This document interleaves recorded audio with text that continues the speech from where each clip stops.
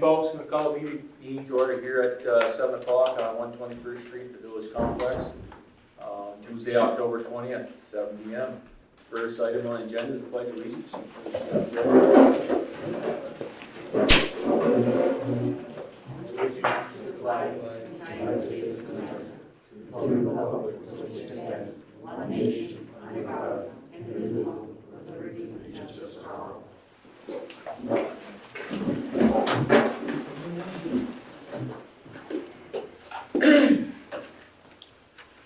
Agenda review.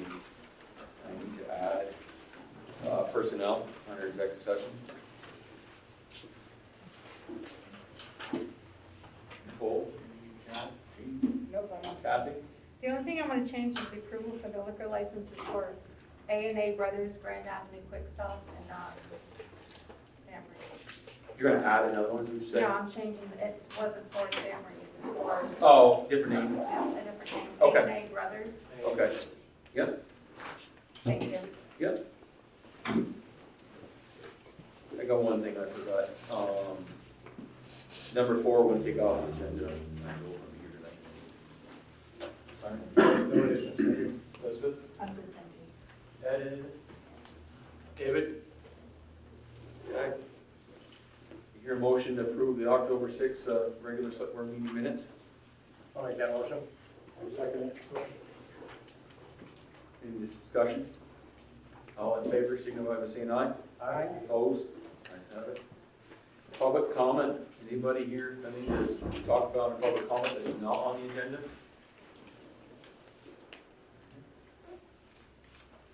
Animal control. Yeah.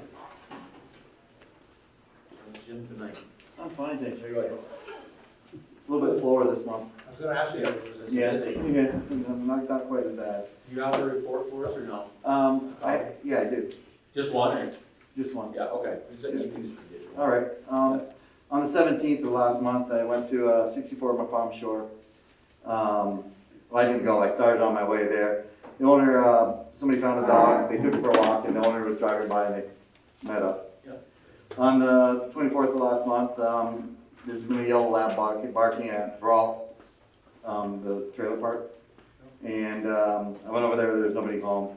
I went back again, spoke with Lisa Smith, and she stated that her dog hardly barks. I gave her a verbal warning. And then this month on the 6th, I went to One Lavoie for a barking dog. She didn't want to fill out a complaint, and I called Lisa again.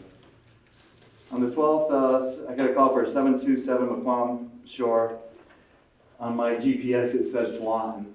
I drove all the way out, and as soon as I got there, I'm like, this isn't Swanton. So I called up Dave McWilliams from St. Albans Town. He's the ACO, and sent the call there. On the 12th, 47 Greenwich, there was a loose, medium-sized dog, red collar. He's coffee colored. Couldn't find him. He was gone by the time I got there. Officer Gagne called me about a dog he found on the interstate. Come to find out, it was actually in Highgate. So it was up there, and I helped him find the ACO for Highgate, and he took care of that. On the 18th, I went over to the rec field for a light brown dog that was loose, but he wasn't there anymore. Yesterday, I went to 9 Country Acres for a patient that was taken to the hospital by the ambulance to water her cats. And then today, I talked to the hospital about trying to find a temporary home for the cats. And that's it. Great. Thank you. Everything's going good then? Yeah, a lot better than last month. Yeah. That's good. No questions? Still a pretty good start for the first two. Yeah, right, yeah. Exactly. Winter's coming. Yeah. You can always get David a copy of that too, and then you I probably will, because usually I work this night. I'd be working right now, so it'd be better just to Yeah. send it. But I wanted to come a couple times anyway. So. Yeah, no, yeah, it's always good to come to the meeting, so. All right. So that's it. Anybody got anything else? Thank you. All right, thank you. Thank Good you. work. Night. Old business, discuss visitor center off Robin Hood Drive. We're gonna come back to that, this thing's not here yet, so 2 minutes time about that. Discuss private road acceptance policy. I've talked about that the last couple of meetings. We've got a lot of private developments that have asked about the town taking over the roads. we really need to come up with some kind of plan, because obviously we can't afford to take them all over. I know we have one working on right now, taking over, take it over. We have no standard policy in place currently at all. Not that I know of, nothing right, David? No. I know, I mean, the last one we took over was a couple of years ago.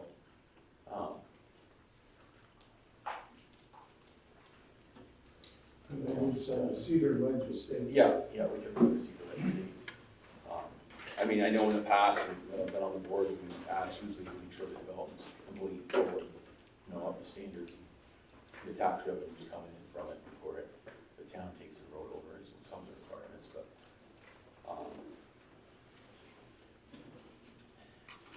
I just don't know if we wanna come up with something that we just take over one road a year, or, I think we need to have something at the pace that they can be developed and come up I know with how to talk. some existing that are already there. Yeah. What makes one any bit different than the others, and to try to decipher Yeah. who is and who isn't, I think it's very, Mhm. I would really need to come up with something. There should be some sort of guidelines. Mhm. At the same time, we certainly have the highway budget that. certainly- I'll wait, just 1 second, I'll just talk. Yeah. I was like, just a quick question in regards to the subject we were just talking on. Now, the road that you were addressing currently, would that be the Glen Ridge Lane? No, Alley Drive is the one we're taking over from Oh, okay. the conversation taking. Because that's what we see about getting our name on this. Yeah, yeah, are you from Glen Ridge? Correct. Yeah, I know Mr. Borland in the back is, but, yes, and actually we took a ride up there yesterday with the highway guys, and looked at the road up there. And I know one of you folks, was someone at the end of the year or two ago and asked about that road. Yeah. I know there was some issues with the culvert and the condition of the pavement up there then. On the road, obviously, town can't take the road over if, it's off the standard. We wouldn't want to take the road over and have to pave it next year, you know what I'm saying? Okay. Because of the cost of the town.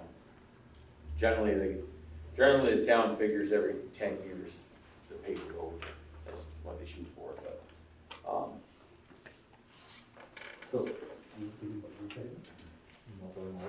Okay. what's that? I was just thinking that we weren't, I didn't hear any discussion about as far as repaving went. Is that something you guys were considering, or? What's that now? I'm sorry.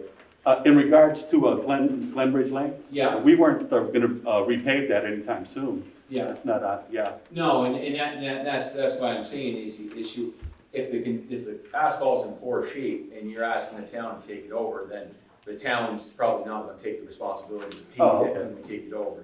We'd want it in standard condition and the road Okay, so up to par. has it been established that the existing road is not up to, There was some concerns, I know someone came last year, year before from the development, and I'd have to look back and see my record of it, but I know there was some issues with there's some culvert, there's only a couple culverts up there, there was an issue with the culvert condition and the quality of the asphalt on the road.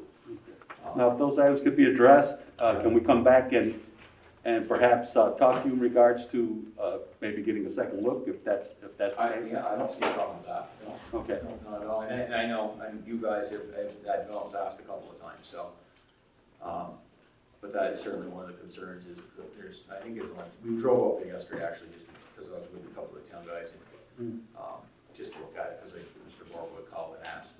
And, yeah, I did get your call, apologize, I didn't call you back, but, Just want to keep bugging you. yeah, that's all right, yeah, that's okay, nothing wrong with that. But we can discuss it amongst us and we can come up with a better answer for you. Okay, yeah, if we Of what we can could, do, but, what we need to do on our end, if we're aware of that, Yep. and then we can help Okay. expedite this, so that'd be good, that'd be fantastic. obviously it won't happen this year, but certainly Right, we right. we can come up with a better plan and have an answer for you, so. Okay. And I have your number, Alex, so I can call you. Yeah, I think as a board, we need to have a plan, some guidelines, some guidance, that criteria, I think that's to be met before we say anything. Yeah. Just shoot up the hip, it's not fair to anybody. No. Okay. Thank you. Yeah, thank you, folks. Discuss 2021 proposed library budget. Have the library all here? Yes, Yeah. yes, you do. Good. Just in time. Just Perfect I'm timing. messing around. Thank you. We'll be here number 6.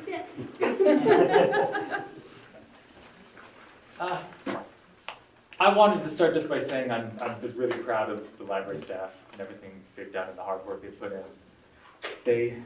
Once we shut down, there was a period of time where it's like a lot of libraries were just waiting to see, and I feel like all of our staff instantly started trying to do as much virtual programming as possible.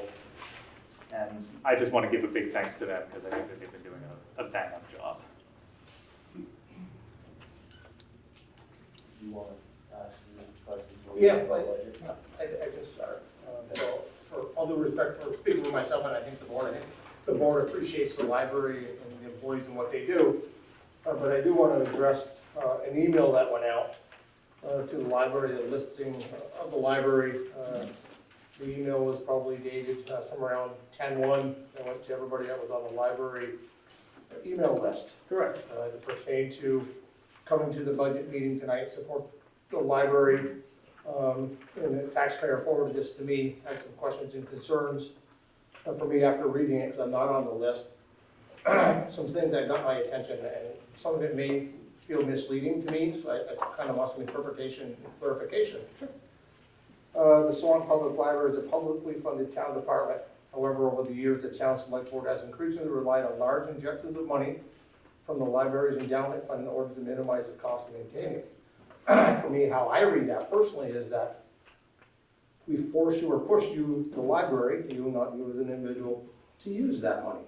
I don't know if that's a fair assumption or misleading statement to the group that received that email.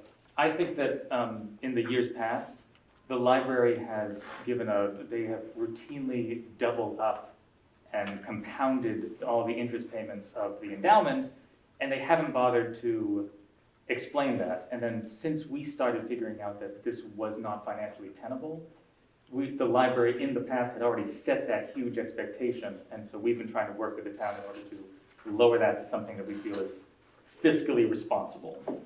And that's fine, and I see that in your budget proposal, but that's a big in-between of what I'm trying to read here. Then here, kind of a little bit down, we're in a bit of a catch-22. We have been told that the library is responsible for basic repairs of the building, but the money that could be used to do so instead is being used to keep the lights on. We would love to buy new shelves, replace, etc. Just to elaborate on that, I just felt that the town has given money to the library in the past 3 years outside the budget. So I've kind of done some research and homework. And in the last 4 years, whether it's known to you or anybody else, in 2016, the town outside the budget gave $5,000 to Bertrand Electric for upgrades. In July of 2016, the town also paid $6,320 to Neil Spear Construction for floor repairs outside the budget. November 4th, 2016, the town paid $6,400.59 to the library for new computers outside the budget. And then again this year, we've also ended up and gave $5,000 outside the budget for a condenser. So I just want to make you aware that we are helping the library. We're not putting you out to dry and leaving you that way. You're on your own. I think, to be fair, without that being in this letter to everybody that's on your list, there's some misleading in there. And the last question that this person wrote is, personally, I feel this is misleading, is what they wrote. What did they do to save money during COVID? To answer that question, what did you do to save money During COVID, it's like we reduced hours, certainly.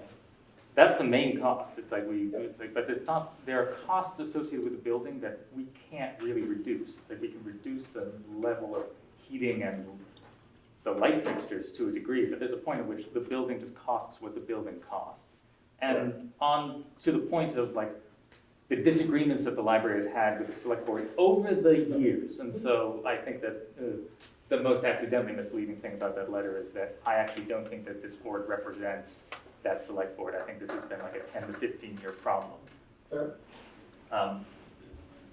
To that point, it's like there's the things that they're the individual items that like the AC unit, the $5,000 AC unit that the town has helped us on, and we pay for half and the town paid for half. But there are things, constant upkeep, that has not been reflected in the building maintenance. And we've been trying to figure out, well, if you own the building, the town should be like preparing to like, how is the town going to pay for the building? Well, we use the money to pay for the, like the computers. It's like actually computers is something that the library should pay for. That's like directly an interior library thing. And so I wasn't here when that happened. It's like, thank you very much. That's fantastic. Just looking. And they're still working great, so like fantastic about that, but it's like, the library should have paid for that. It's not so much that the money doesn't exist, who's paying for what? For me, it's the misleading statement that I felt that the select board was just, here's your budget, they're not helping us, that's how I interpreted that, that's how, the person signing the letter was reading it as well, so I just want clarification. Appreciate that. And we are, again, trying to work an MOU out, we haven't got there yet. We haven't gone there yet. We are in discussion, so we're not leaving the library out to dry. Yeah, no, I'm very optimistic about this. Okay. I think that's been going great. Thank you. That's all I got on that. Okay. So you wanna go over the budget, you wanna start, or what do you wanna So, well, just diving in, I imagine that you're gonna see that did you get the updated one that Dave? Yes, we got one. Okay, good. So, the overall story of the budget is that we're actually not, our expenses haven't changed that much, it's our income that has changed. And so, I really had fun doing this, which is stupid, but I color-coded everything, which I always enjoy. But as you can see, it's like, most of our expenses have, red reductions. However, all of our income, most of our income also has red reductions. And so we've been, at the moment, it's like we don't make money from, we made some money from programs, we've been making more over the past couple of years, but this year obviously an anomaly. In the past, we were including grant money, for instance, as operating expenses. However, grant money can't be used for operating expenses because it is earmarked for very particular things. So it's like we realized that we can't use that to offset our expenses. So you'll see that's mixed out. Sidebar, we do get a lot of grant money, it just can't be used for electricity and that sort of thing. Same for donations, it's like we don't really know how to predict what a donation may be. Copier money, it's like we used to actually make quite a bit in copier money over the course of the year. Again, different now, so we've revised that down because we really don't know how many people are going to be doing that. And so the main thing is, last year we discussed about the trusts and how those are going to be apportioned, because that's really the main event. That's like the main story of like what our income is toward operating expenses versus our income. So before we just had a simple principal transfer, I think we called it last year, I think it was the Swanton Investment Fund. It just represented everything that the library was putting forward to offset the budget. And that was a total of $48,000. It was $38,000 straight transfer, and then it was, the 18,000, 6,000, and then 12,000, yes, from our interest. So that's what we contributed. Last year we discussed our plan we wanted to try and bring that down gradually over time. And so what we did is that we broke the principal transfer into its own category, and then we have the interest from the two accounts.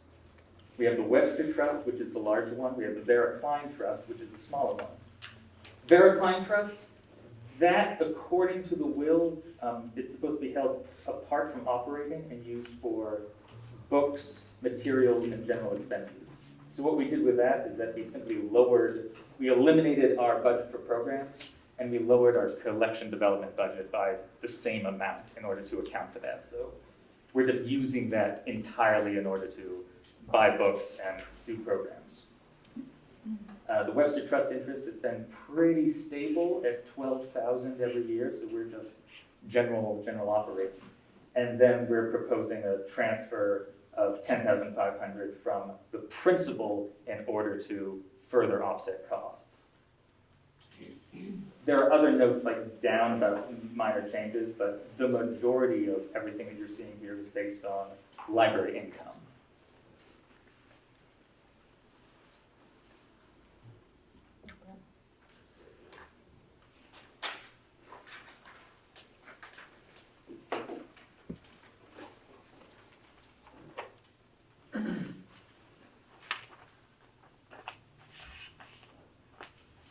So your payroll for expenses is 138,900, you got projected for this year.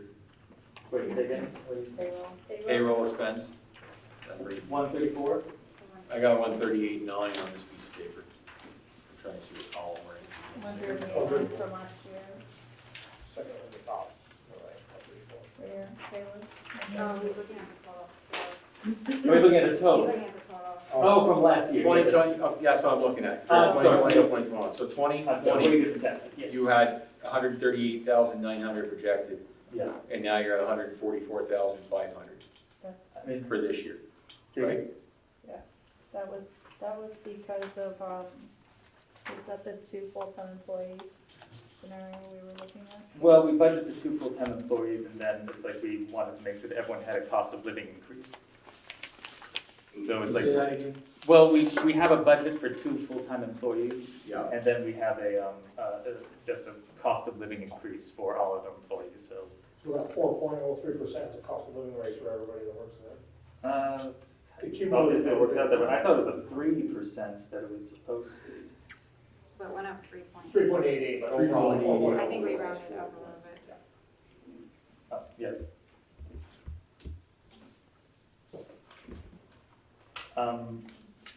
If I recall, it's like we have, at the moment, we have 8 employees who are working, 6 are part-time. From year to year, we kind of jiggle how many hours we anticipate everyone is going to be, the part-time people are going to be working. And I forget what the change is for this year, but that would probably account for that 1 point, We're needing more staffing with COVID. 1%. COVID and stretching people out. I'm sorry, what? We need for more staff with COVID. Well, no, we certainly have more staff at a time. Unfortunately, it doesn't necessarily turn into more hours that are open. That's the unfortunate rub of that. But just to clarify what you said, the 3.88% was the overall cost of living, regardless of your hours for everybody that works there, correct? Correct. Okay. Cost of living and like minor fluctuations of how many hours we anticipate people to work. 2 different things, but, Yeah, that's what I was trying to understand. if I may just touch on wages, Go ahead, no, you're good. because looking at wages, something that got my attention. Not knowing how many people or how many hours, 2020, you guys are at 129,000 Mhm. with a 7.7% increase in wages. Was that cost of living, or was that just straight pay increases? From, 2020's payroll was 129,000, so I mean, you're 21, you've already gone up. where were you getting the 7.7 increase from the previous year? Is that what you're Yeah. saying? Yes, That I'm would just be- looking at the previous, That's when they added the second full-time. Yeah, we That was added the- a another full-time position That was for the the child children's librarian that they librarian. The children's was librarian, that 2017? there That was, was before me, guys, I'm sorry. I thought sure it was. I'm just looking at wages, I'll go back, right? 2018, you're at 110,000, 2019, you're at 119, an increase of 4.68. 2020, you're at 129,000, increase of 7.7% of wages. 2021, the 134, and the 3.8. I've just seen an increase of wages every year, I'm just trying to get an understanding. The director position was vacant for a few months one of those years too. I think I What'd you say? The The director's director. position was vacant for a few months at one point. Those actual numbers? Yeah, so was the children's librarian Yeah. position. It was a couple months between when Michelle left and Caleb started. that's the full-time children's position, right? Right. Yeah. That was my paper. So do you usually give raises every year? No, it's kind of a year-to-year basis. I mean, having a cost of living increase, we feel is fair, just, we don't want people to effectively make less money. How would they be making less money? Inflation, that's all. I don't know what the magic number is for the cost of living this year for, I know we always look at that when it comes to our budget time. Well, actually, oh, that was a question, it's like, yeah, what does the town do? It's like, whatever the town does, it's like, we're fine with it. Last year was 2.75. They know it fluctuates. Right. I think a lot of people stare, they just put 3%, that's what it's usually close to or around, but I know I that believe the state itself was the 1.6. state was a lot lower this year. Yeah, so that's why I think for me, I'm questioning Yours seems to be, I would do whatever the town oh, is. okay. Last year I know. That is the intention and that's the question.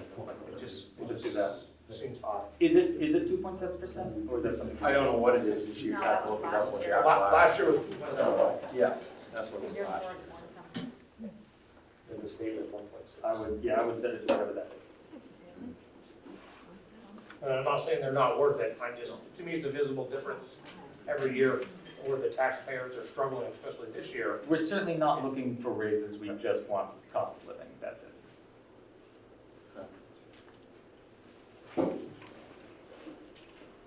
Yeah, it was 2017 that the children's library became full-time, at 16,000 voted on that by the taxpayers. Okay. Forgive me, I wasn't Yeah, there, no, so you're fine. I don't remember. I knew I had it. That's all I have on the wages. It was vacant for a while in 2020, or 2019. Yes. I'm just looking at proposal, I don't have the actual in front of me, it's just Okay. proposal is what So the bottom line is, I'm looking at, your budget for last year was 193,145, correct? That was the received to That's the date. total income to date. What was the budget for like 2000? The total budget was 219,000. For income. But what did the town give you? 166,676. That's what we've received so far, but I think we have one more payment in December. One more payment. Have you calculated your, any carryover you're gonna have to apply towards your budget yet? No, it's like, that's something that certainly has to happen because, Yeah. I mean, because we were without a children's librarian for a while, it's like, we're not gonna use all of our wages, and so those would certainly carry over. I don't know how to anticipate what that exactly will be, but that would certainly count against. So the taxpayers gave you 167,000 last year and change, right? Is that 167 before the, Yeah, 'cause Last we had- payment? No, the last payment, that's the total amount. That was the That's budget. 67. That's what I'm looking That's for, the what budget. was the number we voted I on? 166,676. Yeah. So this year, you're asking for 225,950, am I correct? No, that's the total No, income. 190. Sorry. 196, 480. Go back one page. Go back one page. There you go, top right. 196,480, right where your left, right thumb is. No, I'm looking at the wrong line, that's why I messed up. Okay. I color coded the wrong thing. So 200, the number of them? We're in black and white. Oh, no. David, black and white. so that's a 17.88% increase? Correct. Wow. And that's a reflection of the withdrawing of the principal on the Webster transfer. That's kind of our anticipation this year, was to continue to pull back on that principal, which originally was at 30. So that's a big effect on that. Well, the total was 48,000. 48, right? Right, you're pulling back, taking money out of the fund and moving it around. Yeah. I see what you're saying. Yeah. I do have, if I may, have a couple of questions on some of the line items, if I may. Sure. Go ahead and then I'll finish what I was gonna I'm sorry. say. No, you're good, go ahead. The climate for Seoul, you guys budgeted 5,400 again. Do you anticipate another condenser going down? No, that's simply maintenance, their maintenance contract. When, Because, really? Yeah. yeah, that's what it is. How many times a year? Is it, Maintenance contract is $5,400? that's what it's, That seems like a lot. Just for But cleaning? I don't. that's what it's always been. Who negotiated that? That contract? Would that have been Michelle, or would that have That's what been? it's, yeah, I don't think we've made any changes to that, is what it's been. Is that a signed contract? It's not, can you look at, just take a look at that, I was interpreting that you were, That sounds a condenser was gonna go down because that was very similar to the price that we shared You want me to about contract? 2 months ago. That wasn't part of that, was it? Yes, we can look at that. This is a case where we're really not, we're not handy in that kind of way. So it's really useful when you say, this is not what something should cost. And we go, what? Yeah, because those I are, just said it. What do you I just said it, that's not what it would cost. Yeah. just for, if it's just a cleaning and regular maintenance, yeah, that's fine.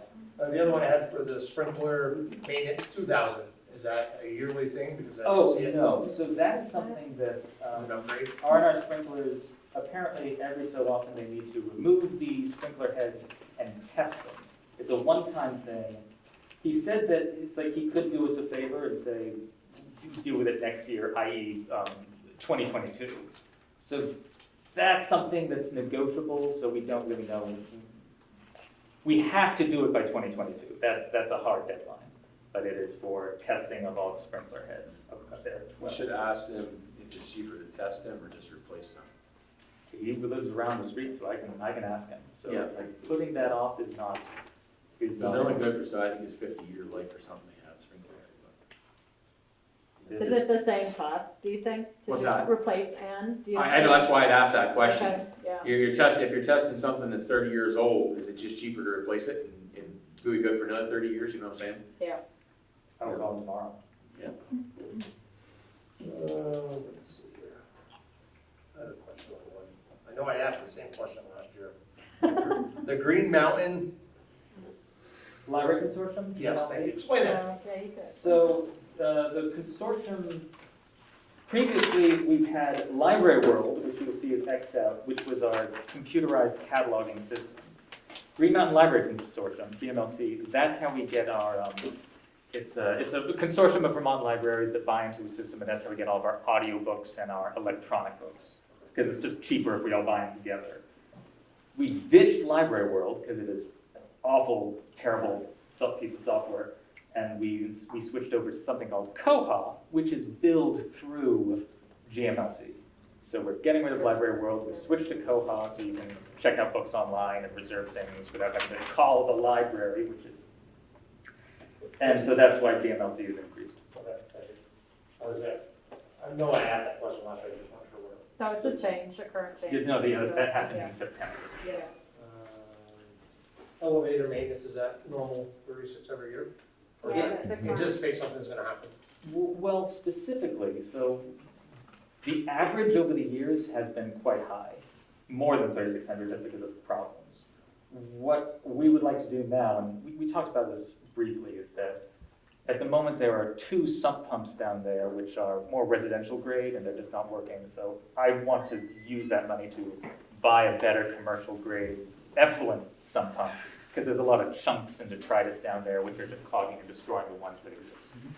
And so my hope is that, it's like I've been trying to price those, it seems to be about $300 to $1,000 depending on how And many labor. installation.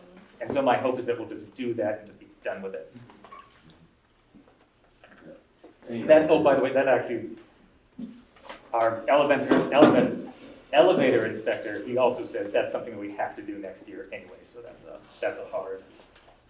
Anything elevators is not cheap. It's, I don't remember what. That's the service contract too for it. Right, Yeah. and our service contract's also factored into that 3,600. And the elevator is a monster. Yeah. Oh, the elevator's fine, it's the pit. It's the pit, yeah, the pit is a monster. We've been blaming the elevator for so long, the elevator is perfectly fine. Also not optional if you have a 2-story building. Right, right. What, is the library back running its normal hours now, or where were we at? No, at the moment, we're open by appointment every day save Sunday, and we have public hours Monday, Wednesday, Saturday. The plan was we were going to wait until the schools reopened and then make a decision November whether we were just going to reopen, because we wanted to see if there was going to be a surge. It doesn't look like there is. Vermont is still fine. Our numbers are still low, so I anticipate and I'm hoping that it's like come November we'll just vote to open. And we probably won't be able to keep the same hours as we did before because we have to pay to have more people per shift. But we will, when that comes, we'll be able to open. Why do you have to have more people per shift? Because in order to clean stuff, you need to make sure that you have someone counting people, and so you don't have, you don't go over the maximum allowed limit. You need someone watching the desk, you need someone cleaning and like making sure that people, it's made more difficult because we have 3 floors, and so when you have a group go up to the 3rd floor, you need to have someone go with them and make sure you clean everything up there as well. And so it's just super awkward, and none of us are happy about it, but it's. It's confined to, we're annoyed too. It's like we started having groups and classes on the main floor and in the community room again, and it's so nice to just see people and have like basic human contact. It was just brought to my concern because the library wasn't open back up yet fully. You've been watching hours from other libraries as well. I mean, it's kind of there's no protocol for Vermont, for libraries in general, how they're supposed to move forward. It runs a super gamut. Some are still Yeah. closed, and some kind of just, like Rutland, they have enough people that they can just keep open all the time, and it's fine. So we kind of did kind of a midway thing where we just had people wash their hands and wear masks and limit their stays. And again, as I said, Vermont is still fine. The schools are open, so I think we're just going to open next month. And we're definitely excited to have offered more hours and to be able to get back to some sort of normality. Yes. I mean, we're all starting Oh my God, to yes. have that involvement in the community again. It's just, we have to figure out what works best for us. During the COVID, did you lay off the staff or did they keep working or what was it? No, we reduced people's hours. A lot of people worked off-site while some, like I think we had a maximum of 2 staff in the building at a time doing administrative work and also handling curbside pickup and that sort of thing. You say work off-site, what do people do work off-site? Well, it's actually really nice to finally have a little bit of administrative time because the catalog was in a bad way, so we needed to correct it and fix it so we could transition to Koha. And so a lot of that was data entry stuff and housekeeping. There was a lot of basic maintenance that we had to, it's like there was a bunch of painting that we never had time to do. And so there was a lot of like cleaning behind the scenes that no one had time to do before. And then there were the staff on site who were doing curbside and the people off site doing a lot of virtual programs and that sort of thing. There was also a real turnover with the, the children's programs, which had been on site, went to all kinds of bagged projects that kids could pick up and take home that had to be designed, organized, and put together. So. I'll be honest, I did not think those would be as successful as they were. I mean, good on Abby, not that Abby, different Abby. I'm not that creative. I mean, good job, you too, great. A+ effort. Anything in a bag is good. The only thing I just want to add is that the 17.88% increase in the budget, I just don't know how the taxpayers are going to swing it. Whether it's hard times as are right now, people in our community, they're stressed and people don't have a job, and that's a big increase on our taxpayers. To that point, I would say that of like the tax ratio of the town, it's like if you look at that pie chart that's released in the town report every year, you have this like non-existent sliver that's the rec department. And then you have this barely perceivable sliver that's the library. And then you have everyone else who suddenly become pies and like the school is like everything, which no one here has control over. But That's like, so when you're looking for cost savings, there aren't many cost savings to have at the library. And which is unfortunate, but one of the things that we've been trying to do is be realistic about how much it costs to run a building. And a lot of how it's been run in the past was through volunteerism. A lot of just assuming that people would work off the clock or cutting corners that were either inadvisable or unsafe. And we know it's 17.8%, but in our view, it's 17.8% increase of not all that much to begin with.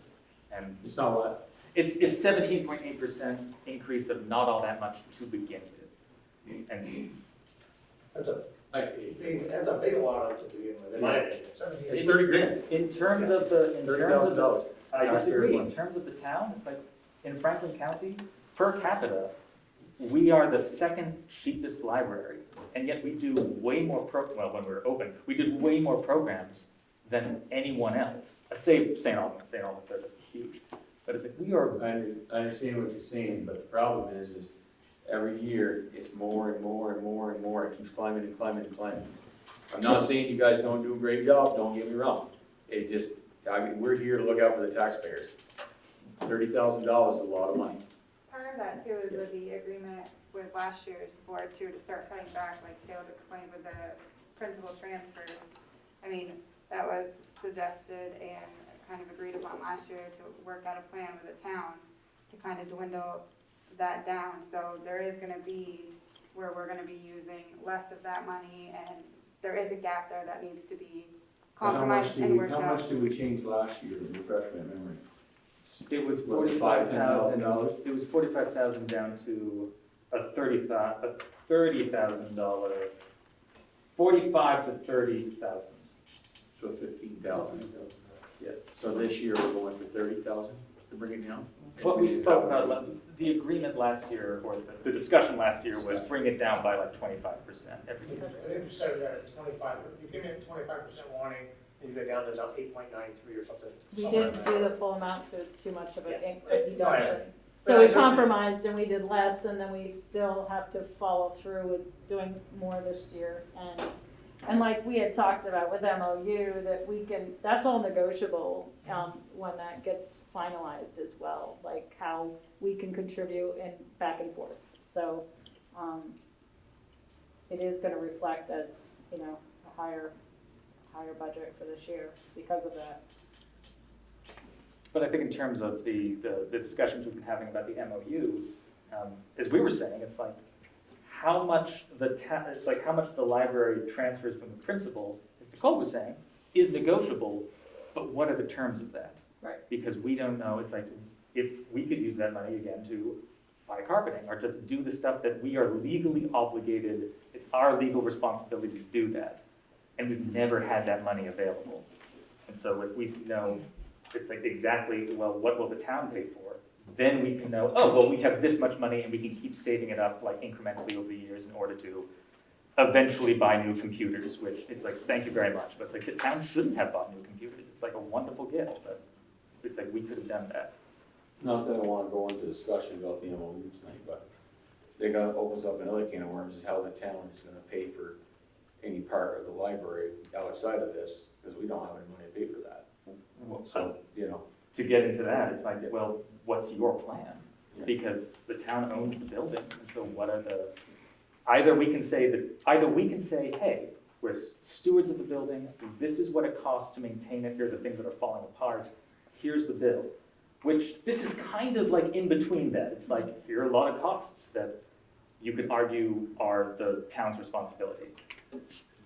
But it's the, I don't want to go into this too far. No, yeah, it's about It's who's not- the steward, are we stewards of the thing, or it's like. The town's never maintained that building in how many ever years that we've owned it. Right, but It's an been- MOU has never been established, so it's kind of like things have always gone along without really writing anything down or having any accountability, so it, unfortunately, it makes for yucky situations to come up, and the reason behind the MOU is to clarify and accountability and to kind of put it down, because it's never been done before.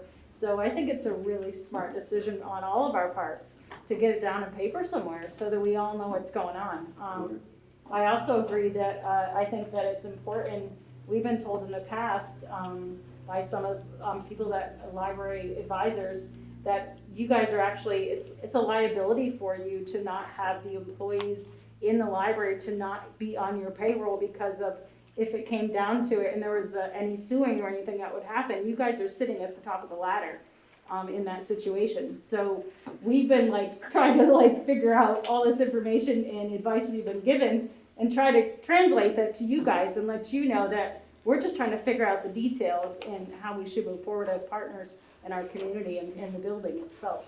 I mean, something we've been discussing is that we would love to have a capital reserve created, which is something that you would have to, Approve. like, you would have to approve and, Well, no. They'd have to put it on the ballot. you would have to, you would have to put on the With ballot, the tax credit, okay. according to the, You know, honestly, you have a capital reserve, you trust.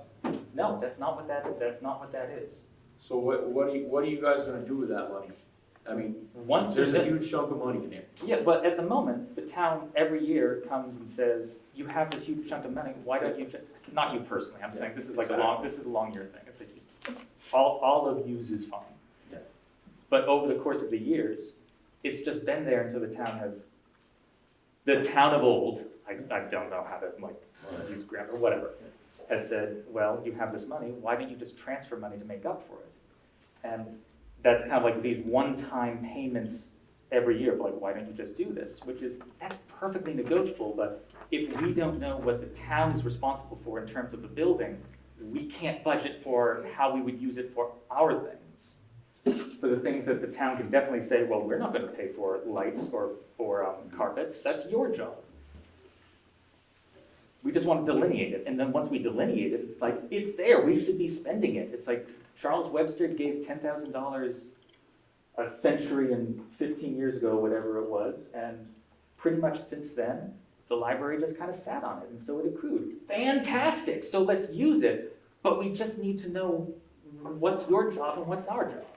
That trust money, does it actually, I know you draw from it, but does it actually gain every year? After the year's done, is actually more in there you begin with? That's how much you draw. The drawing is the gaining, the drawing's the interest. You don't take interest off. Yeah, so, we we're- take the interest We're out. using all of the To interest. cut into the actual principal, I mean, eventually, if you cut the principal enough, it's gonna be gone, there won't be any interest anyways, because you've cut the base. So, the thing with the Vera Klein is that specifically has been said it's used for this and this. The Webster not, that's a general kind of thing, but it does accrue interest that's drawn out, and those are the numbers that you see there, yearly. So that money is, can be applied. We can also pull from the principal, but when you eventually drain the well, there's no more water. So it's just, The Vera Klein one, I believe, says you can't touch the principal. no, you can't The touch the Vera Klein, we principal. can't touch the principal. What I was hoping to see in here, because we've had a few meetings and discussions on the MOU, about the project, with the building maintenance, I was really hoping to see a bigger line item than $3,000. I'd feel more comfortable with that 17.8, if that 30,000 increase, part of that was in that building maintenance, where, in my mind and opinion, on the ballot, it says operating and building expense. If you had a little bit built up and you weren't using it, there's your building maintenance right there, I think, in my opinion. If you don't use it, you roll it over. That's just me. That's, to roll over anything from that, that again is like a vote that would need to take place, which we have discussed, and that's a good idea. Right. What it doesn't account for is large capital projects, like replacing furnaces that are coming due. So, But there's the instance, if we don't have a plan, there's no MOU, who's gonna pay for that? If you're not thinking 5 years ahead already, we're gonna get trouble. yeah, that's why I want to have some kind of capital reserve that's earmarked. Whether you call it a building maintenance that grows over time, or whether you want to call it a capital reserve that we put money to, that's what it's for. It's for What I'm long. saying, I think that should be going down. I'm not saying, Yeah, because you have nothing to There's nothing. 2021 for maintenance. and This does, I'm just asking what else wants to talk, so. Ed, you gonna be that? No, I'm taking it all in. this has been a lot. This is a lot. Pleased to meet you. Questions? No questions, but the library is a very valuable part to the town, and same thing with the rec department. Everybody in the town that I speak to really utilizes them as community centers and foundations, so I think it's important that we do definitely work on our MOU, and so that way we can help, alleviate some of the confusion with building maintenance costs and other things, which I think will allow them to have a more consistent strength in their budget moving forward. I mean, something we would, and I don't know if you can do this, but we would appreciate, like, what's a good number for you? Because we're still working on the MOU. It's like, and as we've discussed, it's like, it's going to be some time before we have like a. I think it's 2 forward 1. it didn't seem that way. Well, it's just because we've been having discussions, but we haven't had like, well, what's the hard number, and like, at what year is it going to happen? And in principle, we agree about all of those things. It's just, well, how much? How much and when? I have a hard time. I have a hard time myself. So, Is 10? I'm just What's your like, suggestion, like, yeah, where what's where are the- you comfortable then? I mean, I'm gonna be honest with you, we've told you this before more than once, we shoot for level funded. When we do our highway budget and our budgets, we shoot for level funded. I know a couple percent is probably where we end up, but almost 20% is a lot of money. I think that that is a very reasonable and honorable thing to do. The library has been cheap and underfunded for a long time, and the previous librarians, they never complained, they never said anything, and they never advocated for the library. And frankly, it pisses me off so much, because they had all of those years to try and work this out, and they never bothered to like say a peep that, hey, maybe things are falling apart. And that's not your fault, but it's like, oh my God. You guys is driving to one from the library, I certainly can. And realistically, I mean, if you look at it, if you're talking about level funding, our expenses, it's only a 1.69% increase. The problem that we're running into that COVID kind of brought to light, and I mean, I'm the bookkeeper, I live in the town of Bakersfield, I'm the treasurer for town of Bakersfield, so this argument unfortunately is nothing new that I'm a part of, and I get it, because you're not the only town going through it, but with COVID, the money that we usually can account for to offset the 17.8% increase that we're asking for, it's not a guaranteed, because what if we get shut down again? The foot traffic's gone, the donations are gone, the library programs are gone, some of the grant funding's gone because people want their money back because it was for programs that we no longer can do, so. And the investment returns aren't there. I'm sorry, what? Then the investment returns aren't dependable. Right, so I think it's one of those that we understand where the board's coming from, and I think in some respects, you guys kind of get our picture as well. But, I mean, we pretty much, if you look at expenses, have level funded this budget. 1.689 is all of what our expenses are going up. The problem we're running into is bringing the revenue in. So the expense line itself is basically level funded in respects to what you're saying. And I get 17.88 is a lot. I'm not disagreeing with you in any respect on that. It's just, how do we make up that difference? And I think the board has definitely been trying to brainstorm that. And we don't know what next year is going to bring any more than anyone could have predicted what COVID was going to do to everyone this year. So I think, trying to find that happy medium, I guess, is what I'm saying. We're willing to hear out any suggestions you have, because I can tell you we have spent countless hours going over this, not wanting to walk in here with a 17.88% increase, but Well, it's, knowing what you're gonna face when you walk in here. Yeah, Knowing you've that, been very we're gonna have some tough questions. no, I mean, I was there last year. I mean, I think this is going fine. Could we just say that the color coding like was a really good idea? That worked out really Here's well. a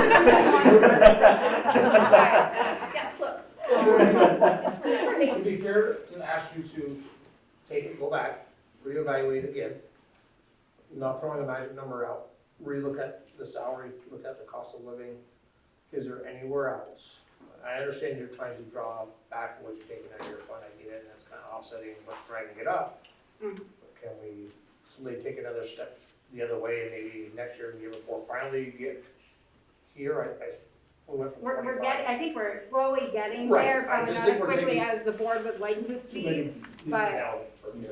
Right. I think we're definitely all working towards the same end game here, but it's gonna take, Well, actually, but I remember like the first budget we did, it was like, hey, this is what we think it actually costs. And it was actually about this number, and you said, that's way too much, and so we said, okay, we'll do this in stages, It's like, it's kind of still the same number, it's like, okay, we'll do it in stages, It's like you're, So when you get toward December, are you gonna have any money carried over that will be deducted from this budget at the end of the year when you do your numbers? But you still have an advance. we still have one more, and I can sit down and, Caleb and I and Nicole can sit down and kind of project. Because that will change the amount we need to. yes. No. And that's not No. factored into, you're correct, that's not factored kind of into this yet. Because we don't know exactly how. Right, Mainly that's like wages from children's librarian Yeah, helping. right. right, There might be a Lower chunk when from more that. when you get to December, you'll have a more understanding. right, I mean, we can kind of ballpark it, and try to project it, what we'll have left over, but yeah, that's not taken into account in here yet either. You guys are basing this, I believe, off 18 months, not 12, correct? I'm sorry. Are you guys on a 12-month schedule now? 12. It is 12 now. It's, Thank It's God. this wonderful confusing municipality where your budget starts over January 1st, but in this instance, the budget doesn't get voted on until March. We don't see money until March, Right, so we need that's to why. figure out that 3-month basically kind of period that, no, we are operating off of They the calendar do. year. I believe last year, January, you still had about $40,000 balance left. to be- Because we get our final to check. April, right. Right, we get our final check in December. Yeah, that's when you'll get it, Mid-December yeah, usually. December 16th is when you've asked for it, but. Yeah, usually mid-December, we get our final check from the town. What's left And for that the, carries us over until 41, March. 666. how much? 41, 666. 41 something? Yeah. And 25% every quarter, right? It's been what I'm saying? 25% a quarter, right? Yeah. Yes, yes. So right now, if I'm reading this right, we got like 54,000-ish left? Is that total? For, So, yeah. Says yes, I'm reading yeah, the remaining column. Remaining, yes, Yeah. Last page. Yeah. That's right? correct, Yeah. as of September 30th. yeah, Whatever. these numbers are as of September 30th. September, so So that's gonna hold you to the final payment. we've got a quarter. Yes. Yes. So as of right now, if you add the 40 whatever in, you're And at 90-something thousand Right, and dollars, no, that's, right? Your 54,000, it doesn't count the 40,000 that's still coming from the town, or does it? No, That's- this is through the end of September, so it doesn't September. count that. No. No, so yeah, if you add the 40 to the 54, that comes out to $94,000, right? so we got another, the 41,000 in mid-December. Yeah. Plus whatever we have, say our bank balance right now. I understand you still have expenses for the rest of the year, but Right. Well, Yeah. And you also have to pay for January, February. Yeah. the- What's that? The You also check, have to pay for January and February, because that's, we will have the this. check that we get in December essentially carries us Till- January, February, till March, January, so. But still, at the end of December, you're gonna have money left over that you won't have to budget, because you'll have the money to carry you those 2 months, right? Yeah, yeah, we talked about it, like Right, it's supposed unspent to go money would go January, against. Would go Your to- No, projected till budget February. for Yeah. 2021. the following year. That's just something in December we'll have to figure out. Right, And figure out what that the, number. what it's You'll have better realistically gonna look understanding at, and then we can add that. Well, I think next year when we get back, can we ask now that whatever's left, we have it on here so we can see? Whatever's left at the end of December to have on. Yes. Yep, The remaining cost. Yes. Yeah. So, Okay, you from the audience have any questions for the library? I do. Caleb, did you get the windows stuff done? No, that should happen later this month. Okay. Jamie Weiner. What was the From the question? historic preservation grant, they explored the windows on the second floor. Yeah, I just wanted to see if they've been reinstalled. oh, yeah, they're not, that job's not Yeah, done. his estimate was before the snow falls. Yeah. So, That's like next week. Uh, February? It's like coming. Yeah. It's on. Depends on where in Vermont you are. Okay, where I am, it'll be here probably next week. Anything else for the library, folks? So you suggest we should look into the solar refrigeration climate maintenance? Definitely. 5,400 year over year for just for maintenance? Okay. Yeah, that seems a little. You want it, when you ask that, if that includes repair, or replacement of anything, I don't, because, I can go down and look at it for Yeah. the cost of that. I don't know what I'm looking at, but. I can do it too. sure, I can Google it. Where am I going to get it? you can always forward it to us in an email if you need us to All right, look at that's it. fine. I'm trying to enlighten them. All right, folks, thank you. Thank you. Thank you. Recreation budget. Hi, so I'm Betsy Fournier, I'm the chair of the Swanton Rec Board. Ocean Board, treasurer. So, you know, like everybody, trying to create a budget in a pandemic is never easy. But I must say that our budget has not changed from last year. And, you know, our expenditures are the same. Our revenue is different only because we lost a program and we need to figure out how to retain that revenue back. It's October, we have a few more months. So next year's budget doesn't really reflect where we want to go because there's definitely going to be some sort of revenue that's not in there just because we haven't had that time to process. And we are hopefully going to hire a program director that will create some normalcy in our community. So we've had to be a little creative at the Swanton Rec Department because space is so limited in our community because of COVID. No one wants you in their space. So thankfully, we've been working with the after-school program, who kind of hooked us up with a hub grant from the state. So Linda Cross, our Director of Operations, and Kathy helped us get the paperwork in, and we have some codes that we have to meet, but once we have all our codes met, we can open up and be a licensed space to offer for community youth and teens, and we'll have that space, and we're gonna follow the guidelines of the state. If they change, then we'll roll with it, just like everybody else. But I think, you know, our community needs some sort of normalcy, and, you know, we're gonna follow the guidelines and keeping our community safe, but we need to get our kids and our families out, moving and active. So we're kind of excited about that, which it's kind of, you know, it's a grant-funded program, so it's no cost to anybody. So they'll help us fund the staff and all the upkeep to and coding changes to our facility, which is great, puts us in a great spot to move forward in the community and kind of fill those gaps. And the after-school program has been great. We're gonna work together on some programming after school for families that right now are struggling to find daycare for their community. So it'll be kind of fun. So we're excited about that. We did have a softball and baseball program. It was started a little late, but we did have it. We had our soccer program, our field hockey program, our cross-country program. Everything went wonderful. The community was great. Everybody was good about following the guidelines that the state has set for us. So everything went really smoothly. So that was kind of exciting. Not knowing what basketball season will look like. We're not allowed to go into schools as far as we know.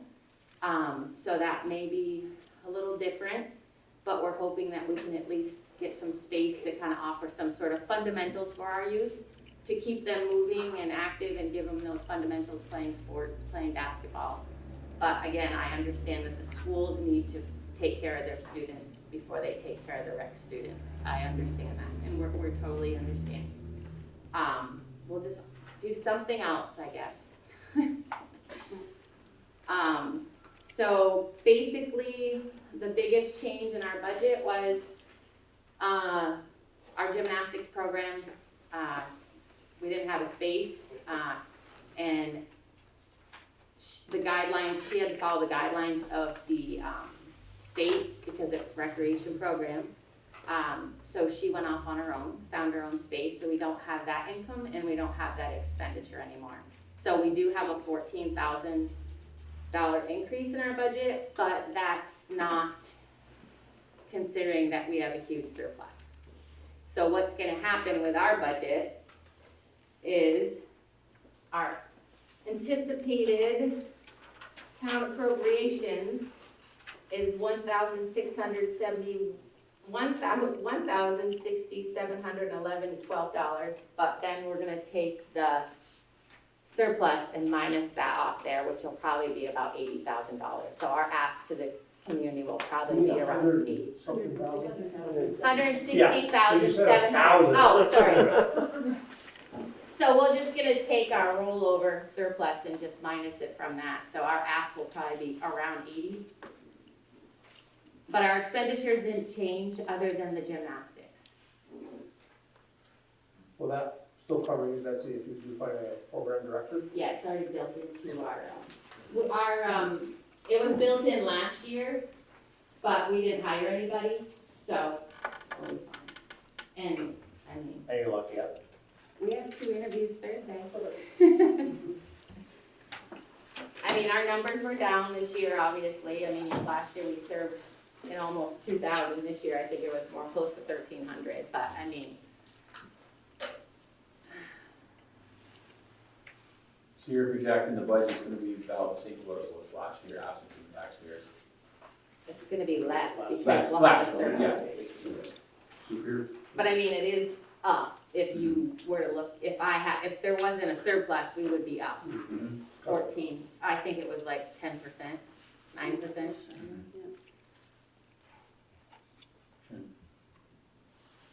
Now, let's say fundraising this year was just nil. Other than like the Duck Derby, and then that was pretty much it, other than the revenue we brought in from our sports programs. Okay. We did have an increase in the sports sponsorships for teams and field signs. So we do have some of that money, but that goes specifically to the team shirts and to the signs. But there was an increase there for donations as well. It's good to see that they were still willing in the time this year. Yeah, the community's been really generous, I must say, you know. And we did apply for the municipal planning grant, for a site, plan for a possible space for the community to use in recreation opportunities. So should hear by, December, January maybe? Yeah.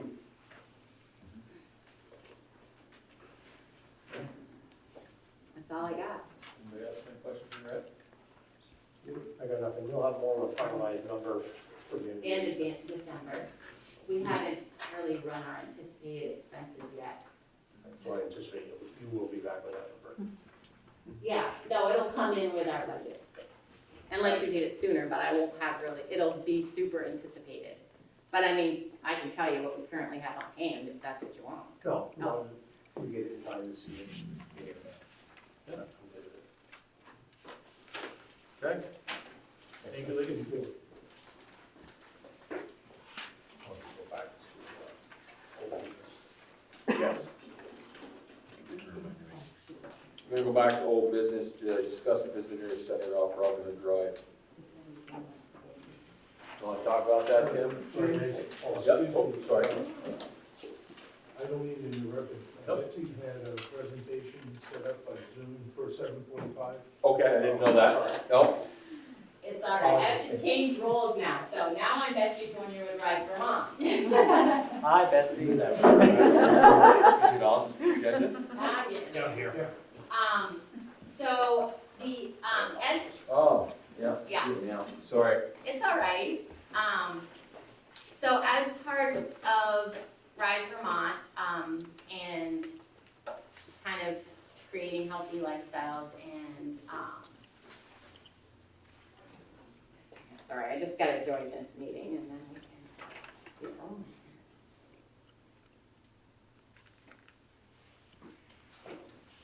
So the SE Group is a consulting firm that Rise Vermont had hired to look at safety along the Quam Shore from St. Albans Town to Swanton. So what you're gonna see tonight, and unfortunately I was gonna project it, so you're all not gonna be able to see it, but at the end they're gonna send us the presentation and we can have it available for everybody to see. But this is basically for the select board at this time. Because we,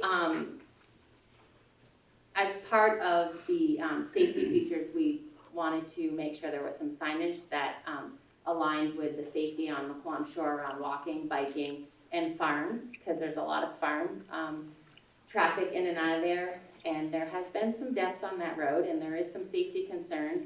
As you know, we had a huge advocacy group on the Quam Shore that had come forward and really promoted to apply for the scoping study along the Quam Shore. So that was 2 years ago? No, a year ago. Last year? Last year. So we got the scoping study, so that's happening as we speak. So this will all align nicely into the scoping study and the signage for safety. So I'm gonna introduce you to the SE group. This is Drew, and can you hear Drew? Can you hear me? Okay. Yeah. So, here. Howdy. Welcome.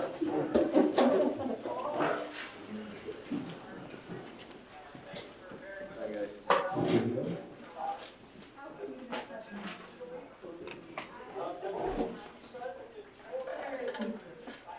Oh, yeah, you can start with the trail counting. Yeah, so I forgot to explain the trail counting.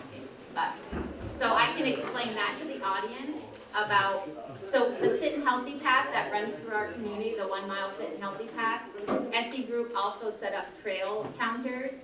So they're gonna talk a little bit about, you know, the economic impact and the number of people that utilize that path and how it's nicely positioned in our community to make these awesome connections to our schools and businesses and like our historical museums and all of the wonderful things that Swan has to offer.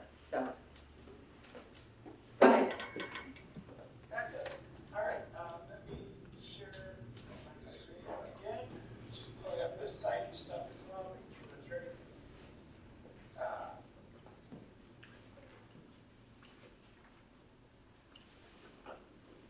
All right.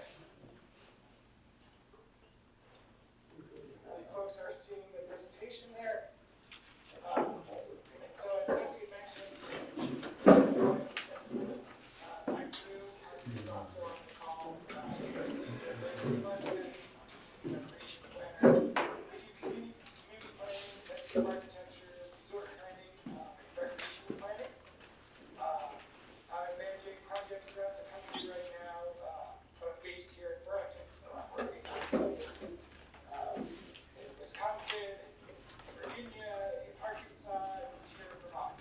I'm working with the Human Trails right now on a project, and the Missisquoi Valley Rail Trail on a marketing grant wayfinding project. And that's kind of how we got hooked up with Betsy about a year and a half ago on a site visit for that Missisquoi Valley Rail Trail project, where we're doing signage, and she started asking about trail counting. And that's our first part of the work with Rise Bob.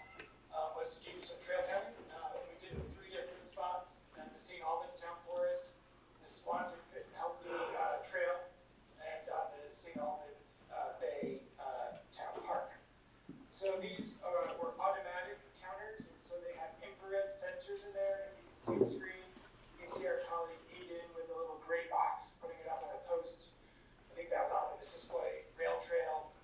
But inside there, there's a little heat sensor that registers every time someone makes a pass in front of the trail counter. So these had automatic trail counters that were up there for about 2 months. We also had some Rise and Mop folks that were able to go out and make direct observations of the trails.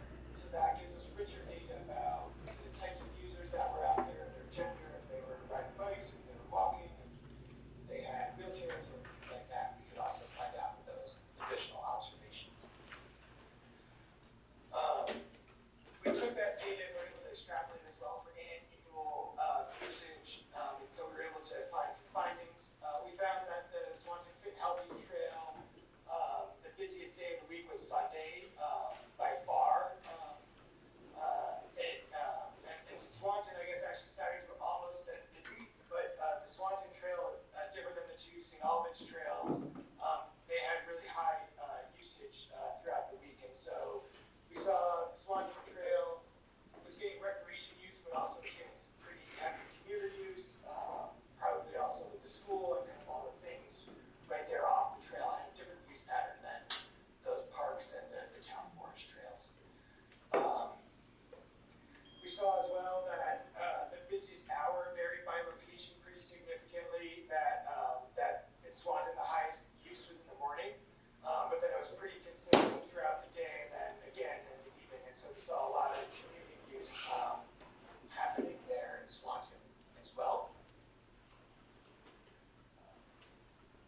And we did see that the peak day had about 178 trail users, and it was a Wednesday in St. Albans, so we weren't sure if there was an event happening that day, but it seemed like there might have been.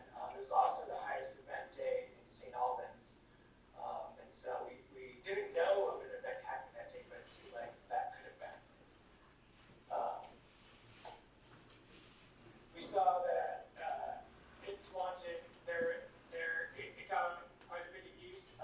The Baytown Park is really a popular kind of spot where people are in and out for a few minutes, and so it sees a lot of traffic as well. But you can see quite a bit more that's happening in St. Albans Town Forest, which is relatively new. But averaging on a Saturday, 68 people or 7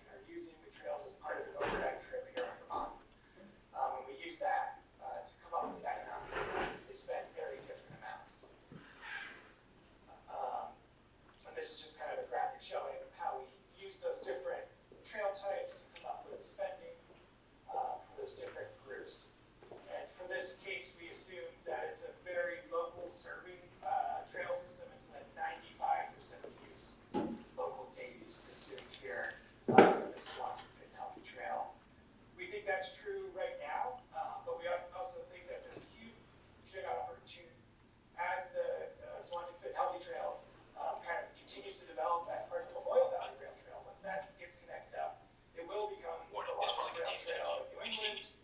That's connected to the Missisquoi Valley Rail Trail, which is also only 8 miles from getting into the Canadian system, the route vert. And so we do see that there's a potential to change that, to grow that non-local visitation, and that would really change the spending associated with the trail. But right now, we think that trail is almost all local day use, with just a little bit of non-local day and non-local overnight use, because pretty much anywhere in Vermont, you do have a few tourists going through. And so for this case, like I said, I'm sorry, we had 92% were local users, 5% day visitors, and 3% overnight, which is, like I said, kind of what we look at as convenience trail systems in Vermont. And so with that, we looked at spending profiles of what people spend, and local day users spend on average about $11 per day on the trails.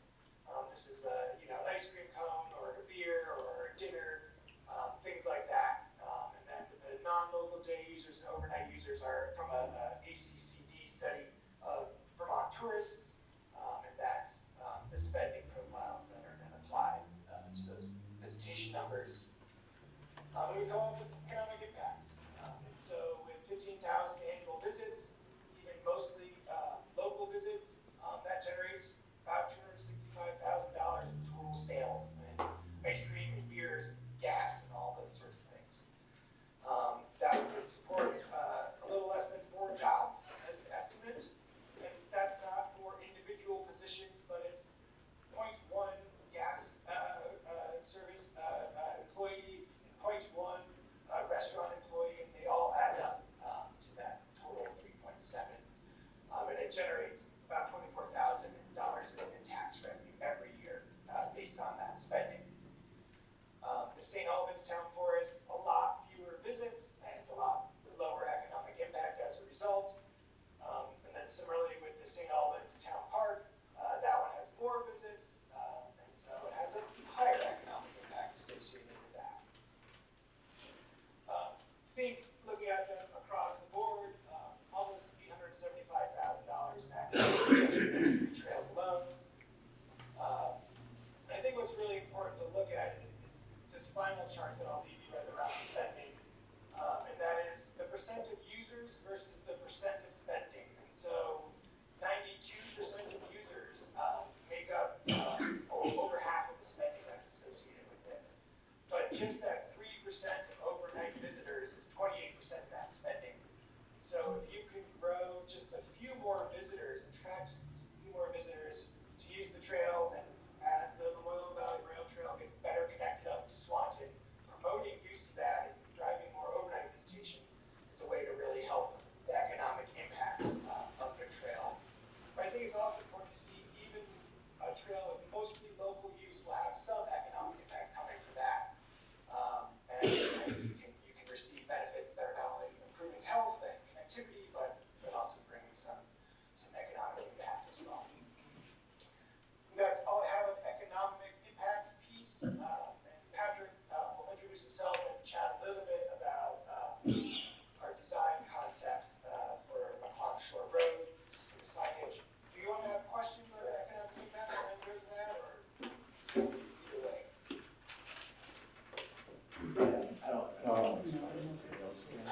And I can share these with the town in that way, and the people in the room if you want them, and you can have them for your own viewing pleasure. Since you can't see, you'll only hear. Oh. I just said that we would just share it with the people in the audience, so that way they could actually see them, but they can hear you. Great. Fabulous. Well, we did share the PDF, and so I'm really happy for that to be shared with everyone. So, did you have a question? Someone in the audience has a question, hang on a second. I do have a question, Betsy, maybe you can relay if I'm not loud enough. I have a question that I don't think the PDF will provide is, about the counting of the people when it gave an average of, I don't know, 12,000 annually or 65 per day. Did it count a person twice, like a going out and back, or how was that identified so that we could just be able to calculate if it's $11 per person, then is it actually $22 per person because they're going out and back? I'm just trying to understand how you calculated the number. Did you hear that question? Absolutely. So I think I heard most of that, but I'll just repeat it to make sure I characterize it Yep. correctly, not the question correctly. But I think I heard a little bit about counting people coming in and going out, and then how does that track through the economic impact analysis and kind of the per visit spending. Correct. And so we use automatic trail counters called traffics trail counters, the same ones that FDR uses as well to count trail traffic. And the algorithms that are used do include an in and out ratio. So as a deflator, it's not quite half, almost. It's like almost half. There is a certain percentage of people that won't come out the same way they came in, but it's almost half to come up with that initial number of 15,000. It depends on where the trail is, where the counter is located along the trail, kind of how that multiplier is applied. Especially with this trail, there's a lot of opportunity to use part of the trail, use part of the sidewalk network, to use it to meet somebody and get a car ride. And so that it is conservative in applying just the half. It's probably even, it's not even, it would probably be even less than a deflator on a trail like this. But here it has a deflator value to get in and out traffic. So an assumption is applied to that. Then we also use methodology, it's called the National Bicycle and Pedestrian Documentation methodology. And so that's what that federal highways put together that takes estimates of the trail use and gives us algorithms to analyze, take the 3 months, the 2 months of data that we got, estimate for annual usage based off the type of trail that it is, what type of winter you have, if you have a really long winter or short summer, or if you're in Florida, it has different kind of climate adjusters, and then you use that to kind of estimate the total traffic volume. But that's done by federal highways, put together the methodology. We use it with V-Trans and with FDR, and so it's kind of an established methodology. But there is some algorithms applied to both kind of trail counting at the counter itself and extrapolating it from 2 months of time the counter was there to estimate an annual usage. Thank you for the detail. Which I think we probably covered that question. Yep. Yes, thank you.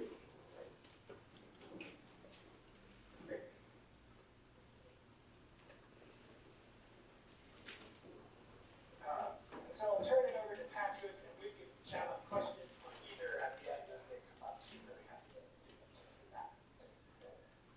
And so I'll just kick it off here a little bit with this signage project. As I mentioned, we've been working on signs for the Missisquoi Valley Rail Trail, and so those will be implemented. We're hoping to get it implemented this summer, but COVID kind of threw a little bit of a curveball with that one, and it looks like it's going to be spring 2021 when those signs are implemented.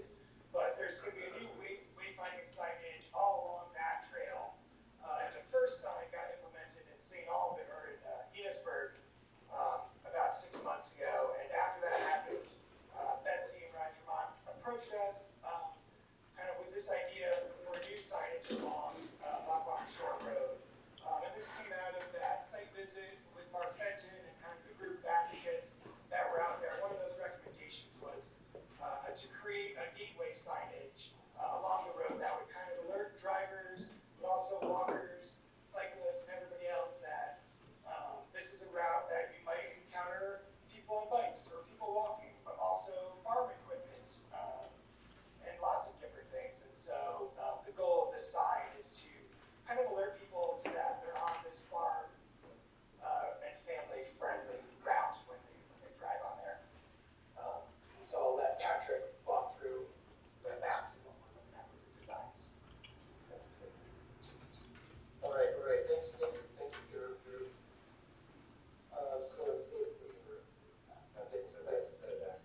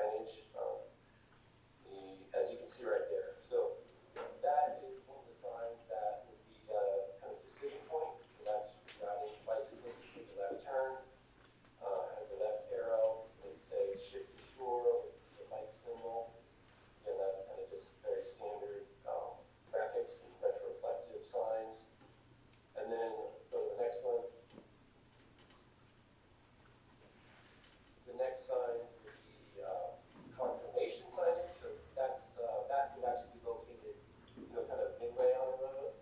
So once you've turned onto that road, periodically, every mile or so, you have a sign like that, just to reinforce that you're on the bike route. So again, that's kind of helpful for both cyclists and drivers to know that that's the bike route.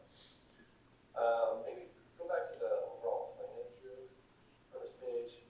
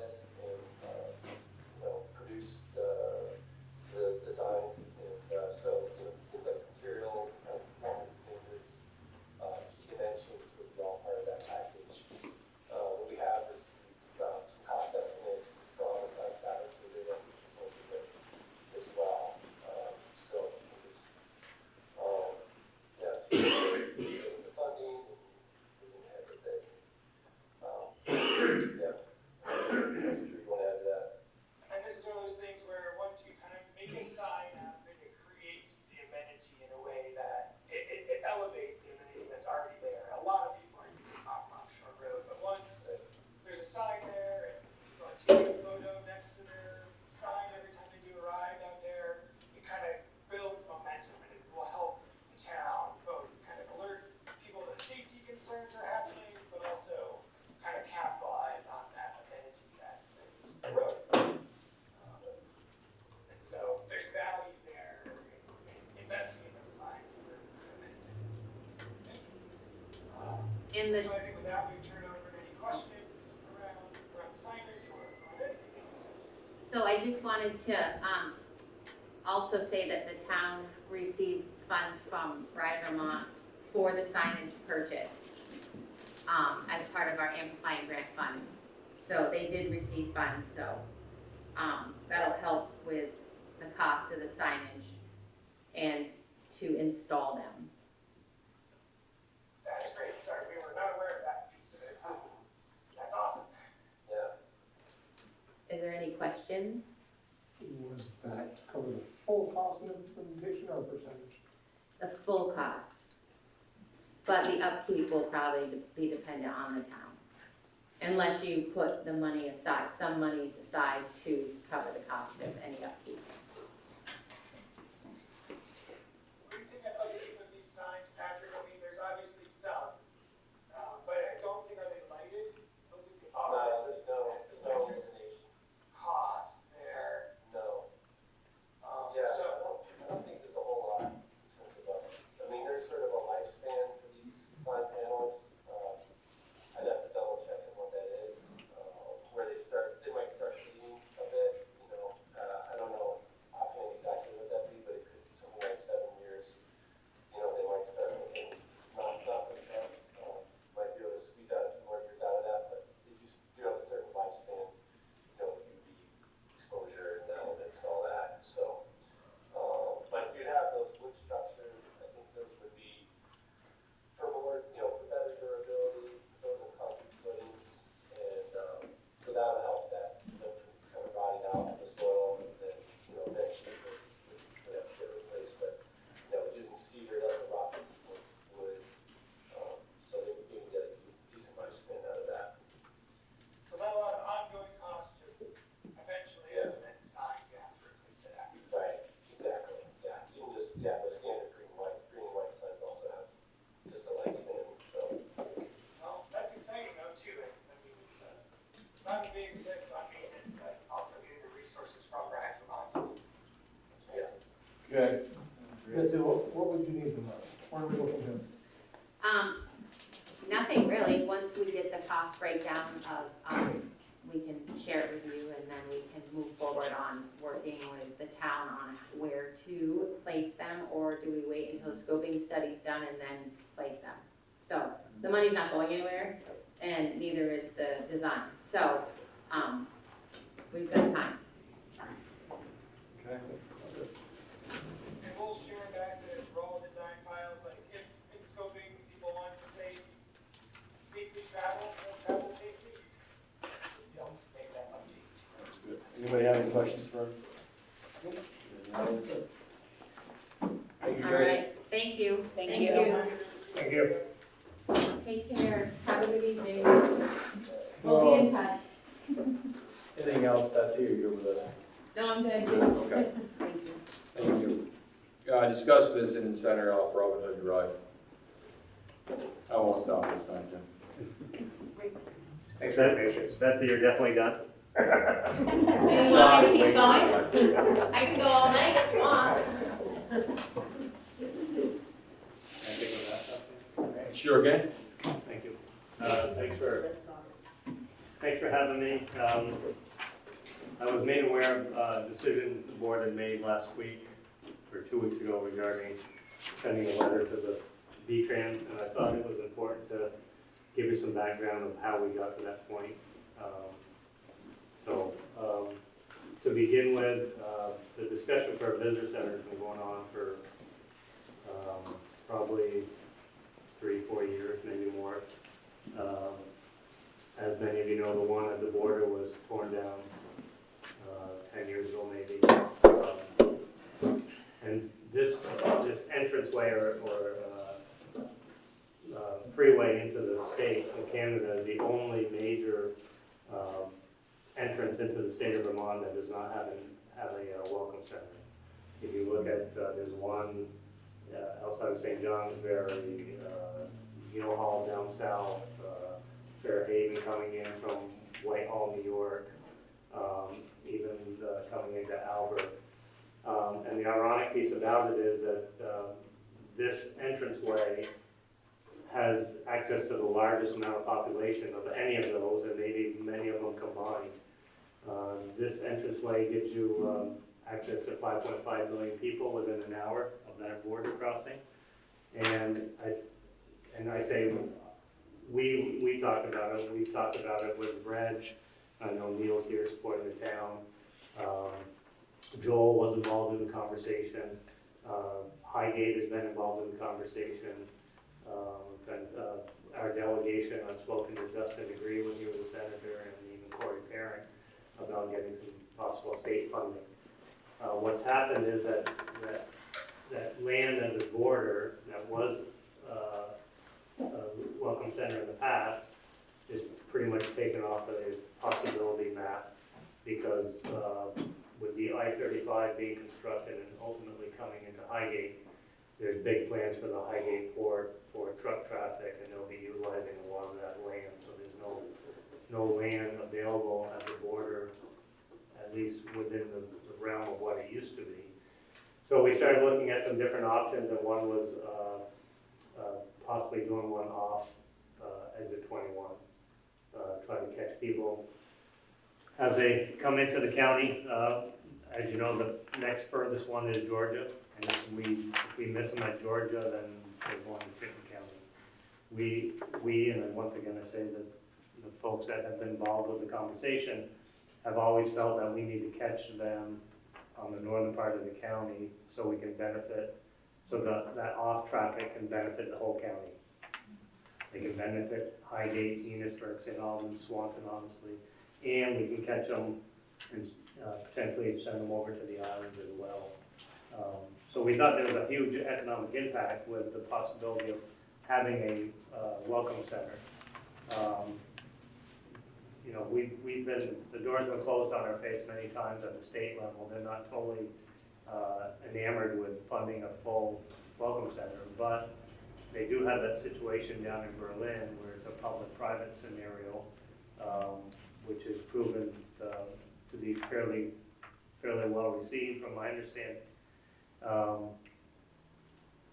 We have always thought that someplace around 21 is important, because I speak for many of us that when we travel, we're not too keen on traveling too far off the interstate to find a resource. So it's important to have it real close by to the exits and on-ramps. So we were pushing. We had a meeting back in August, pre-COVID, obviously not. We had a meeting, let me back up a second. In the fall, it was actually October, November, so about a year ago, with many of the legislative delegation, and had the conversation about how we might move that forward. And then obviously the Carroll property came up. We have spoken to, we had a meeting with Red, myself, Elizabeth, and Joel, talking to Sean Carroll about the potential for a welcome center similar to Berlin.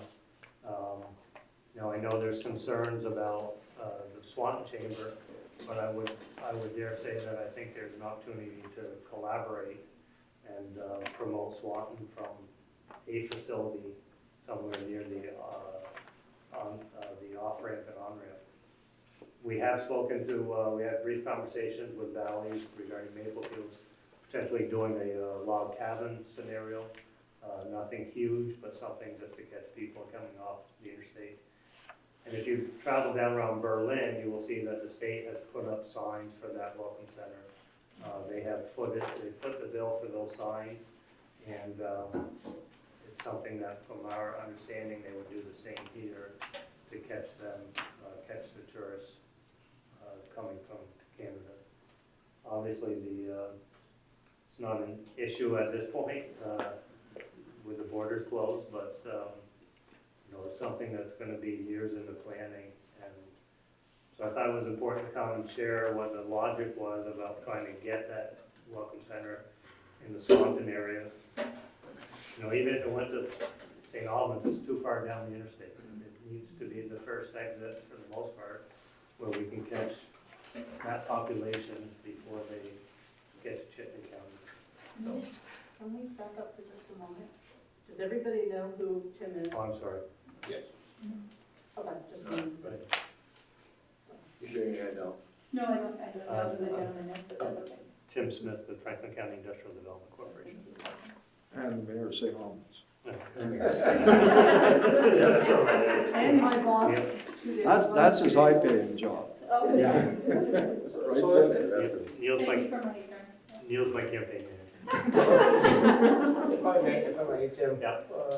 as vice of the chamber, and how it's come about, other than Joel saying something a month ago about the Welcome Center, that's the first and only time I heard anything about it. Yeah. So I was kind of surprised last meeting, and I'm like, whoa, wait a minute. That could be detrimental to us. I've had discussions since with Adam and others. I'm certainly willing to have the conversation, but to not hear anything about it, and then all of a sudden, I'm like, wait a minute. So I think there was some missing conversation that really happened with this board. I mean, that's a prime piece of real estate right there, so I'm like, wait a minute. I'm missing something here. And that's why I chose to I saw James over the weekend and asked if I could before that to get on the agenda, just to make sure everyone's on the same page. And if you continue to feel that, the way that you voted at the last meeting, so be it. But I think there's a lot of value, not only for Swanton, but just the whole county, to expand that economic growth, if you will. And it's gonna be, it's not gonna be major jobs, but it's gonna be, people stopping. Hopefully they'll go into the downtown area, they'll find out more about the area and hopefully come back at a later time. I mean, you never know what the repercussions are of people visiting the area, so. Unlike the other rest areas, this one would have services. The one in Georgia, you don't have any services. Now they're closed anyway, so this one here could draw in, like Tim said, draw to the downtown and the businesses around here, get people interested. Chamber could set up in this building too, for that matter. And Yeah, I think there's a discussion, I just worry of what we oh, just yeah, did. there's gonna be discussion. Yeah, and without knowing any of that, that's right, and I'm more than willing to resend, saying, hey, let's send a letter, but not knowing any of this, I think shame on us for not having the good communication we should have. Really? That's my opinion. Well, and I will say, if I might, that I don't think we've gotten, I mean, we still don't know what it is, when it is, how it is, so it's like, once we got some additional information, we're still in the very early stages of trying to figure out.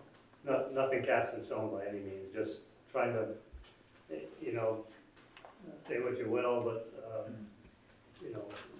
Hall, when they did that one, that was a $7 million investment from the state, and we can't get anything up here from a state perspective. It's a little discouraging, and that's why we brought the legislators to the table to sort of educate them as well. I don't think we're gonna get 7 million, but we could. More than a sign on the interstate. Yeah, more than a sign, exactly. So that was my main reason for coming tonight, just to sort of get the background. I think I want to stress the importance. I think it could be huge for, as I said, it's not just a Swanton facility, it's a county facility, and maybe a 2-county facility that we can educate people. I think a lot of times about, if you haven't been there, I would encourage you to go, is a Cold Hollow sculpture park up in Enosburg. I mean, it's unbelievable. It's 50 huge sculptures in a pasture that is like the best kept secret in the county. And if we can get people off and educate them about that, then they're going up 78 to 105, and they're going to go into Enosburg and other areas, and who knows what the financial impact will be in the long run. So Yeah, Christine. Go ahead. So, Chris Sweeney. How you doing? Oh, hi, Chris. How are you? So I think this is really awesome, just thinking about the Lemuel Valley Rail Trail and the economic opportunities, what's happened in the other communities where in, Morrisville and St. Jay, I gotta take this off, tough. Of course, St. Jay, you probably saw in the news just in the last couple of weeks, they built like a pavilion in St. Johnsbury to connect the village or the city of St. Jay with the rail trail. So that if it ends up being at where the Carroll Concrete Place was, being right adjacent to the rail trail, and that's a huge boon to people, bicyclists coming and going on their rail trail who are gonna want food and drink, and we're gonna need to think about, a place to park for people on this end to I'm gonna bike on the rail trail, and of course, Quam Shore Road, that really is a community resource. Granted, those of us who live there are gonna benefit from it, but it's gonna connect the rail trail down Lake Street, and so people will go from, farmland, river scenery down Lake Champlain. I mean, we're just posed to really capitalize on some of these attractions to our county. So I hadn't heard about this, the Welcome Center. Elizabeth talked about a visitor center. I was thinking about like the pavilion thing that St. Jay built, but now I understand more what you're talking about. So I would, and I realize, the chamber is already downtown in the village, but it'd be nice to see if we can do both things together. I think the other, sorry, Tim, the other benefit could be in Reg talk to the state, because one of my concerns was any added traffic and having people coming in and out of there. What they will do as part of the process, the program, they will do traffic counts, and they will particularly do traffic counts at the on and off ramps on 78, so we could finally get the traffic St. Warrant survey done that we've been hollering about, and maybe get the traffic light at the intersection. So that's a side benefit. I just want to dovetail off your comment, Mark. It is a beautiful piece of property, I mean, and the potential, who knows what the potential is. But I guess I would just ask that, stick in the back of your minds, and if someone came forward and said, we want to put a Olive Garden there, well, that's fine. How about, would you consider, maybe a 4,000 square foot building off the back of yours for a welcome center? It doesn't have to be just a welcome center. It could be in combination with something to just educate people about what's here, and to Chris's point, to promote the rail trails and. It certainly makes sense. Not knowing that knowledge and information before, I think is what drove, well, wait a minute. Well, I think what we were thinking on was that there was no tax revenue from the state welcome center, or whatever, and that's kind of. I mean, that's right. Yeah. And to that point, we would push for a private entity. Yeah. Whether it's like the one down in Berlin, that's a private entity that's paying taxes on the property. I don't know. Two things. I don't think the state would go that route anyway, just because they're not spending that kind of money on welcome centers. But it could be a private public scenario from the signage, and hopefully they could contribute some, pay for the land, or I don't know what it is. It's a discussion that is wide open. There's nothing, as I said earlier, cast in stone by any means. I certainly appreciate you coming, enlightening us and kind of. It's definitely part of the discussion I'd like to be a part of moving forward as well. Be great. The more people we can sort of put the pressure on our legislators and Montpelier, then the better off we're going to be. So I know that City of St. Albans is interested, Highgate's interested, the islands are interested, so and Swanton obviously. So the more entities we can have involved in the conversation, the better off we're going to be. Amazing. James? Yeah. I'd like to give a little perspective on history. I was part of that group that Tim mentioned that started a few years ago. Tim initiated it. And at that time, Carroll Concrete was still in business and wasn't even considered as a site back then. Maple Fields was the primary interest at that point with the log cabin that Tim mentioned. And also last October, I was part of the group with Sean Carroll that discussed that, and I've had other conversations with him. His main interest is in selling the property, not in developing it. And the problem with the state is they used the town's proposal to convey a strip of land 30 feet wide by the length of Carroll's property next to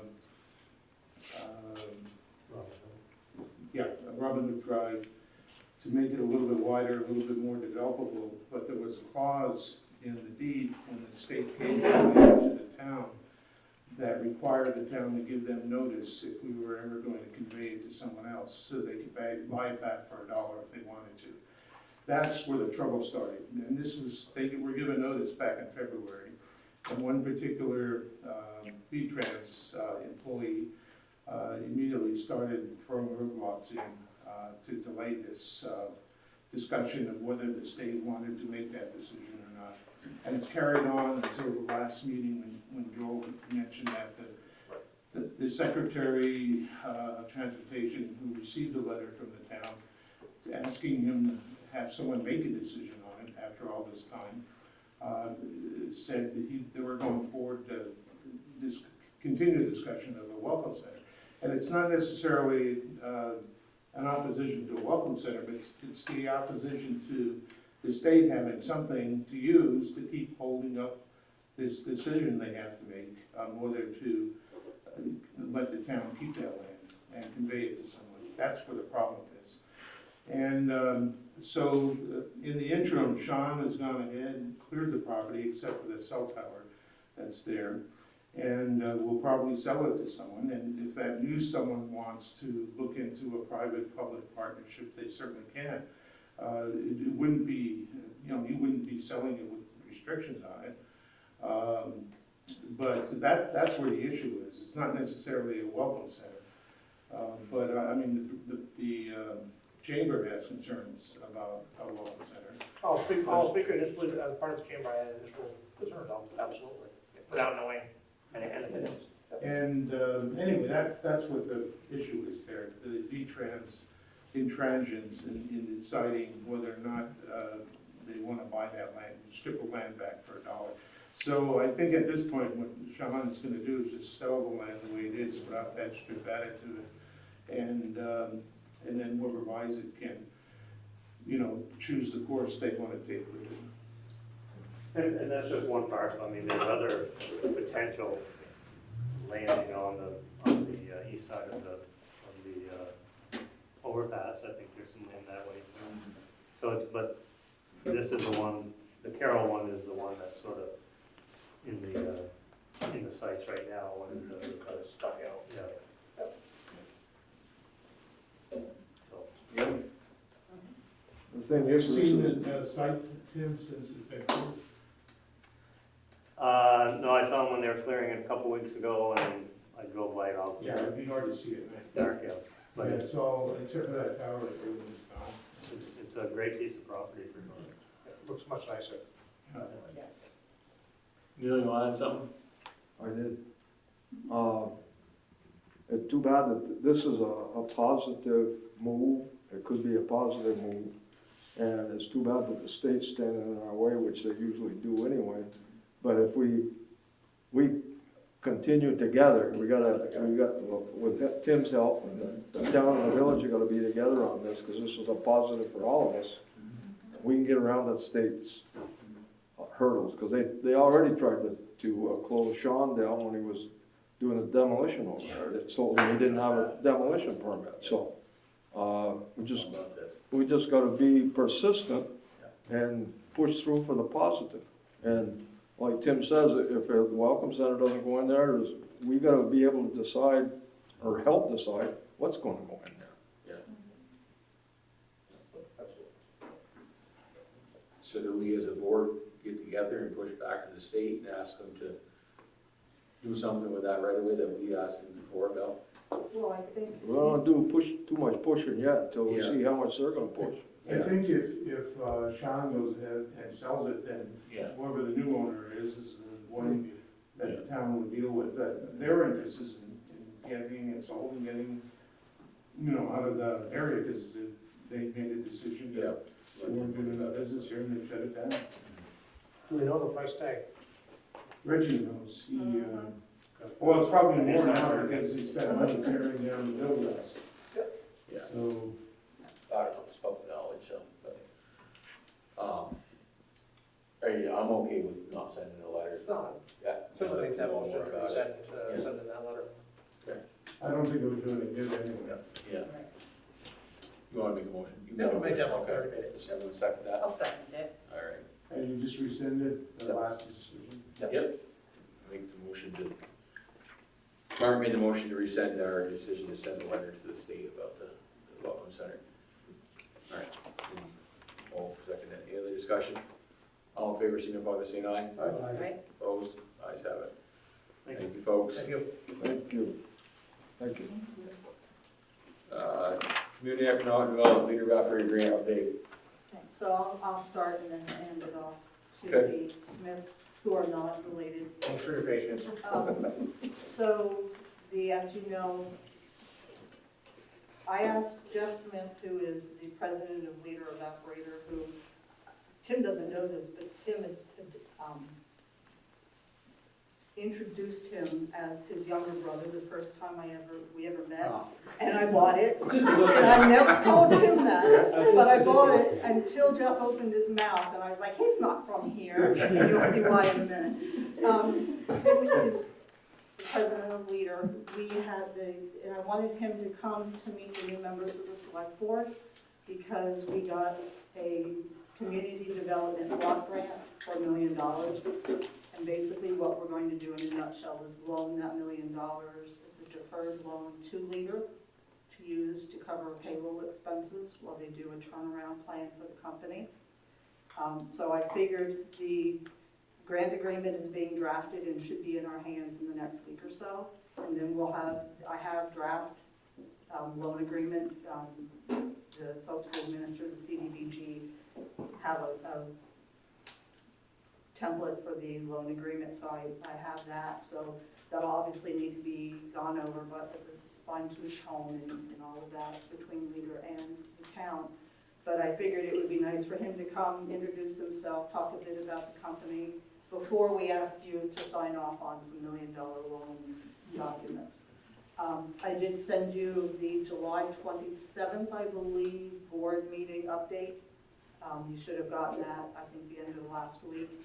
And with that, I'll let Jeff talk about Leader and his role and what they're doing. And then if you have any questions about the CDBG, Tim's very familiar with it as well. Good evening. Everybody still awake? Okay, so congratulations, I expect, for those who are new among us. This has been quite the process. How many months now have we been working on this? A year. I would say 9 months. Isn't it crazy? And here we are. Despite COVID, despite all the hurdles, despite all the roadblocks, congratulations. We were successful. So I'd like for Elizabeth to tell us how much interest the state and Fed is going to charge Swanton for this money. It's a grant. So none, that'd be zero. 1% on $1 million on a 15-year AM, $78,000 in it.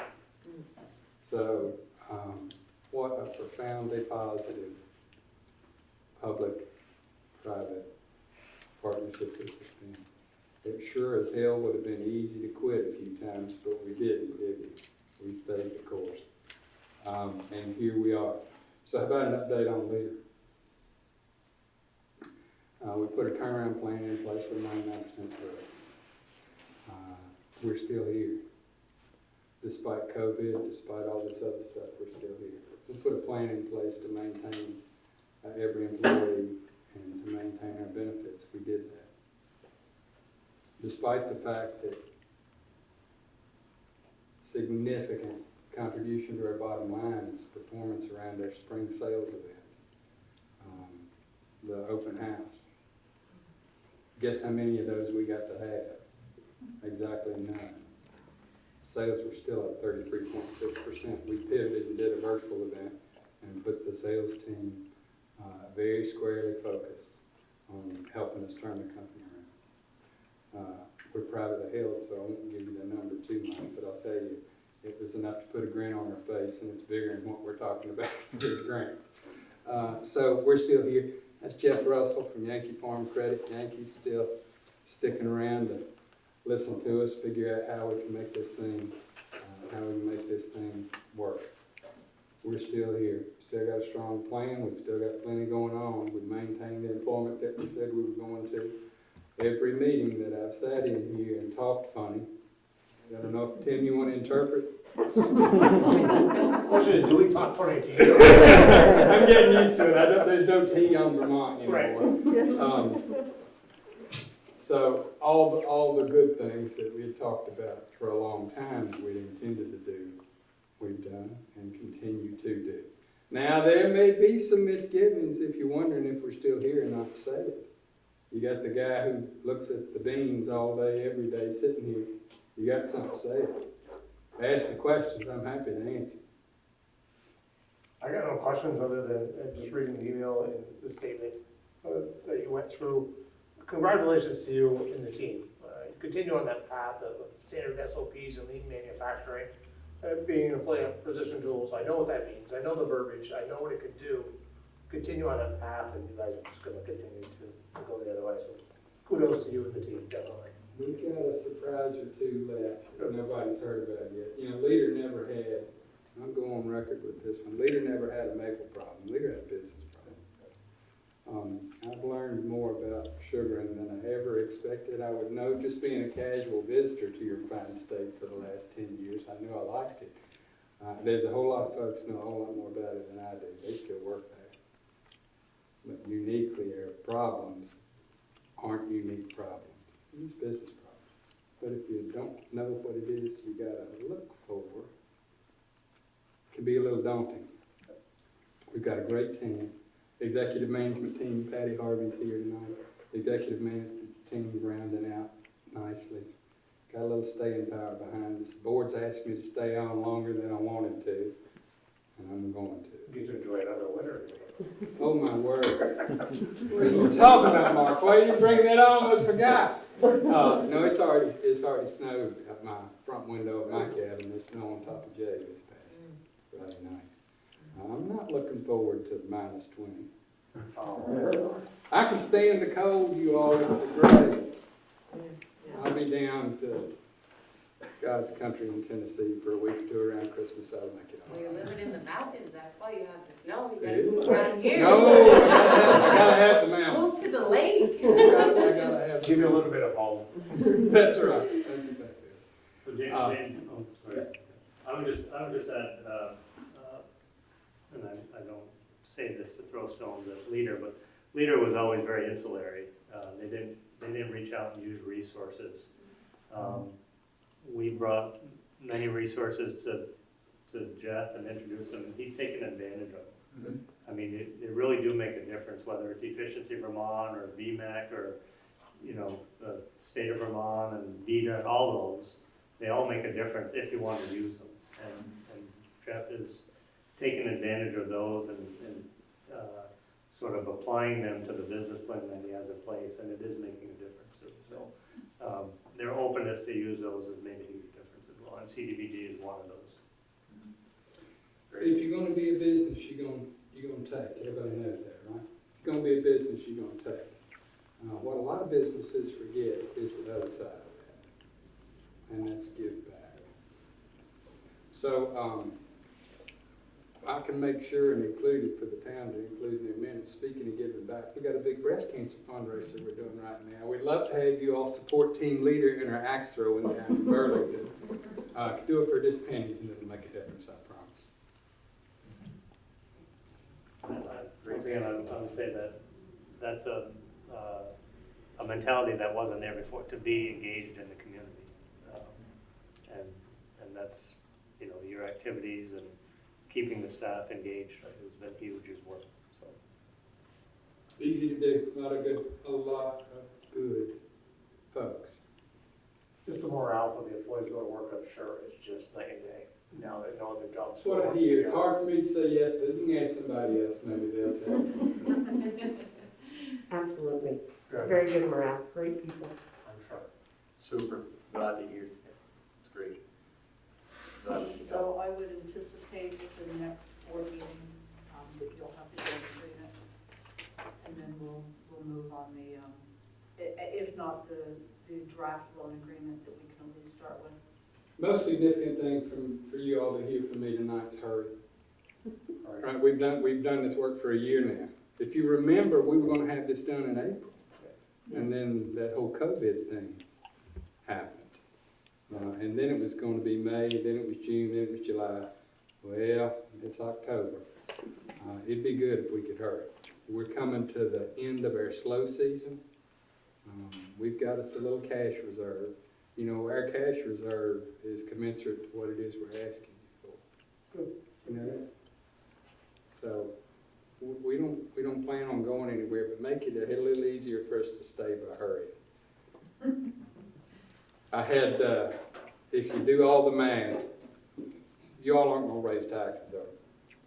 Oh, you probably will. So we wrote you a check for $52,000. We got $112,000 we put toward the utility every year. See how the partnership thing turns out? They ever once asked you to cut my taxes? And the utility's not us, though. Yeah, but it's still going up. It's still going over here, right? I know it's going out my checkbook. Notionally, if you put 50 grand and you amortize this thing out over 15 years, that's $750,000. You're getting $750,000 in tax. You're not paying for the interest, and you get the money back. And then you all will have an opportunity to make a choice again about how you support your own community. Everybody won. To win. Absolutely. All said. You know, David, that's, one last point, you know, people ask why Franklin County does so well economically. I mean, even we're doing better than other counties in the state, even through the COVID. And the majority of it comes from the willingness of select boards like yourselves to work with business. You understand what it means to create jobs and to have jobs in your communities. And this partnership with Leader in the town and Swan Valley before that, I mean, we've used the program other times. It makes, that support makes a huge difference for your local economy, so you guys should be commended for your willingness to participate. I think just to add to that, Your help with it. yeah, we just add to that, Elizabeth as well, to acknowledge her, I think she's been certainly a participant. Done an outstanding job. So again, thank you, Elizabeth, you're certainly a part of that. I will tell you this, if you don't send her something on time, she'll email the hell out of you. Thanks for calling. So now keep sending her email saying where's our money. Yeah, That's like speed dial. That's a great idea. Everybody, if it's not too much trouble, I'll just get everybody's email address. No, in all sincerity, I'm pleased that we're all sitting here smiling. Remember when we started, it was, Yep. holy moly. Explain this a little bit more to us. We were all like, what on earth did, well, I know I was. What have I gotten myself into? Fell in love with the right idea, though. Again, congratulations to you and the team Thank you. on that success. Anything else, Elizabeth? So just a couple of things. The Shop Local that we talked about last week, the Shop Local program, and I'm just going to remind you with the visual. The cards should be picked up tomorrow, so they will be available the 23rd and 24th, Friday and Saturday at the Chamber Building next to Ace Hardware from 10 to noon and 4. Noon to 2, it's 10 to 2. It is 10 to 2. Two shifts. Okay, she had 10 to 2 2. shifts, okay, 10 to 2 at the Chamber Building Friday and Saturday, the 23rd and 24th. They will be in black and white. We had an issue with the printer, but they will be in black and white. But this is what they would look like in color.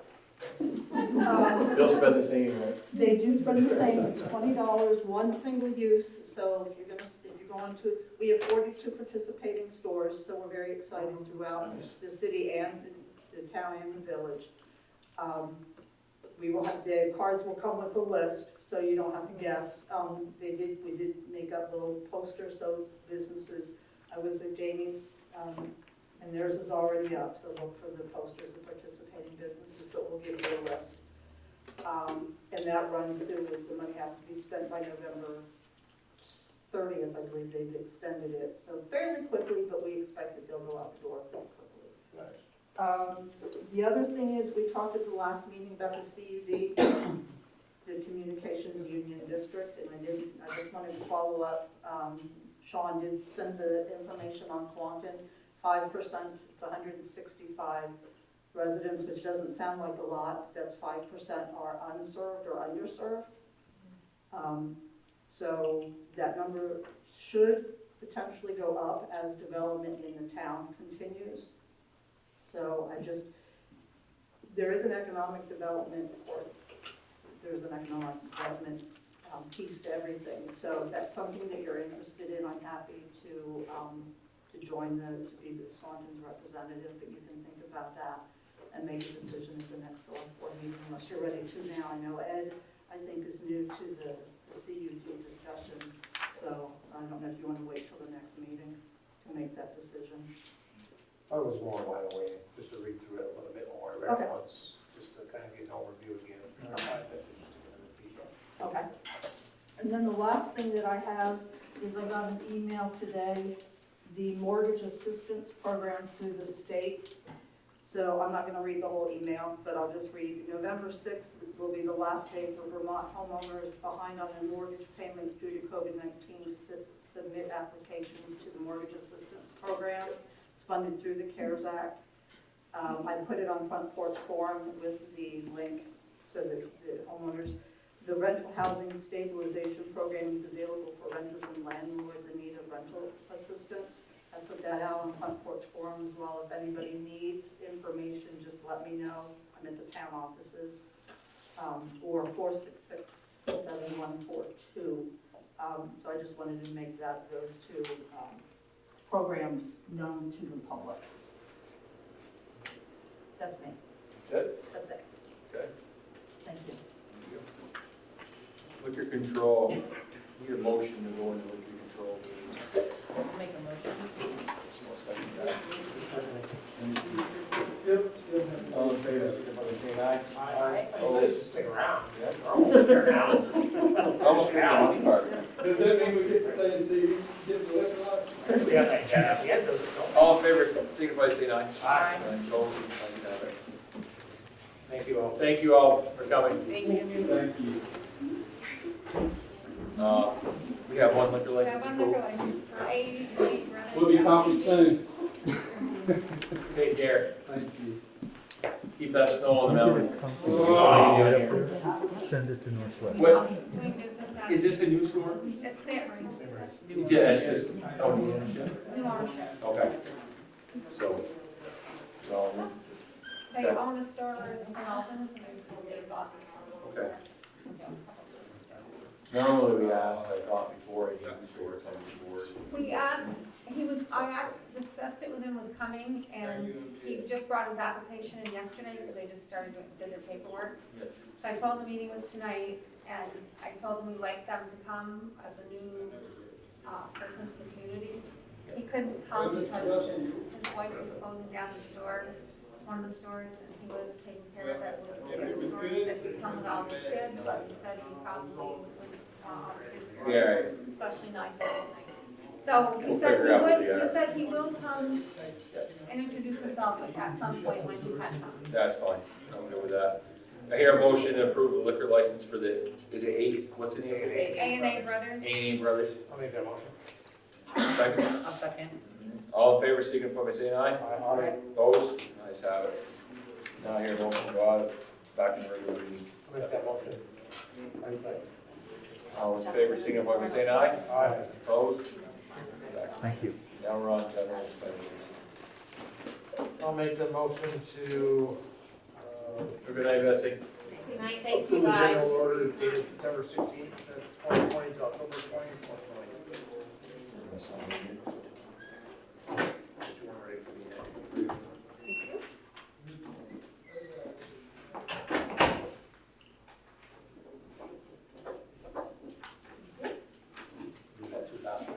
Yeah, I wasn't even, I'm sorry, it's. I made the fell order. right over. approve general orders, all right. My bad. Got a motion on the floor to approve general orders, can I get a second? I'll second. All right, take a second, look at them. I'm on.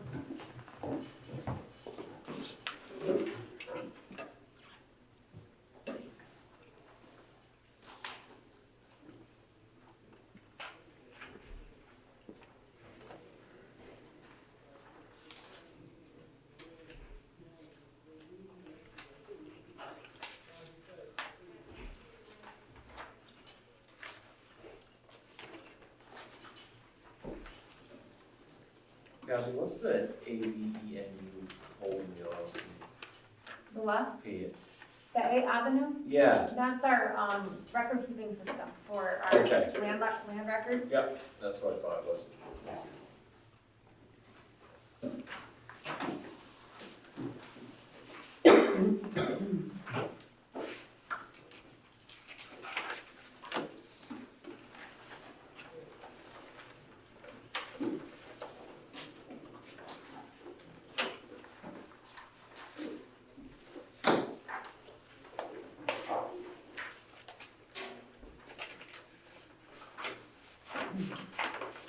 Anybody got any questions?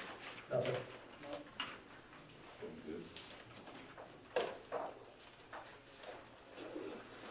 All in favor, signify by saying aye. Aye. Opposed? Ayes have it.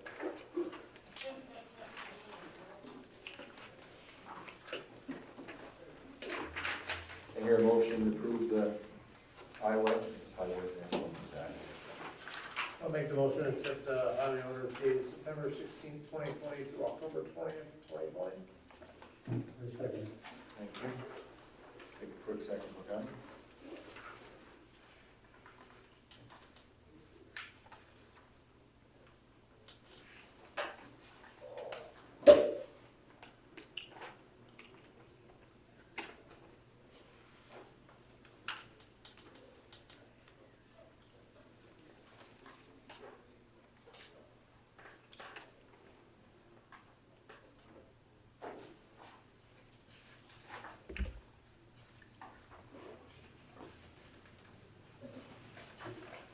Any discussion?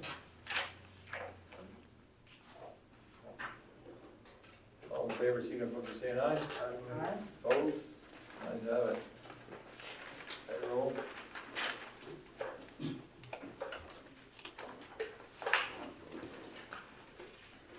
Okay, what is that?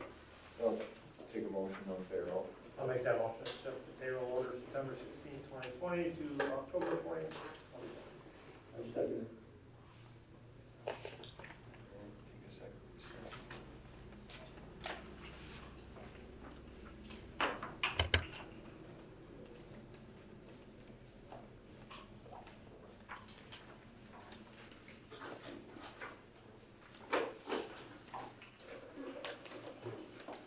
That top one, Kathy, Mr. Benson, Yep, that's the ACO, right? yes. Yep.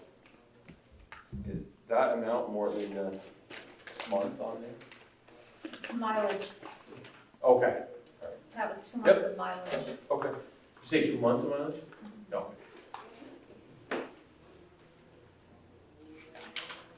Any other discussion?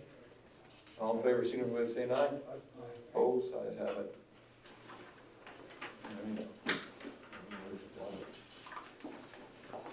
Highway.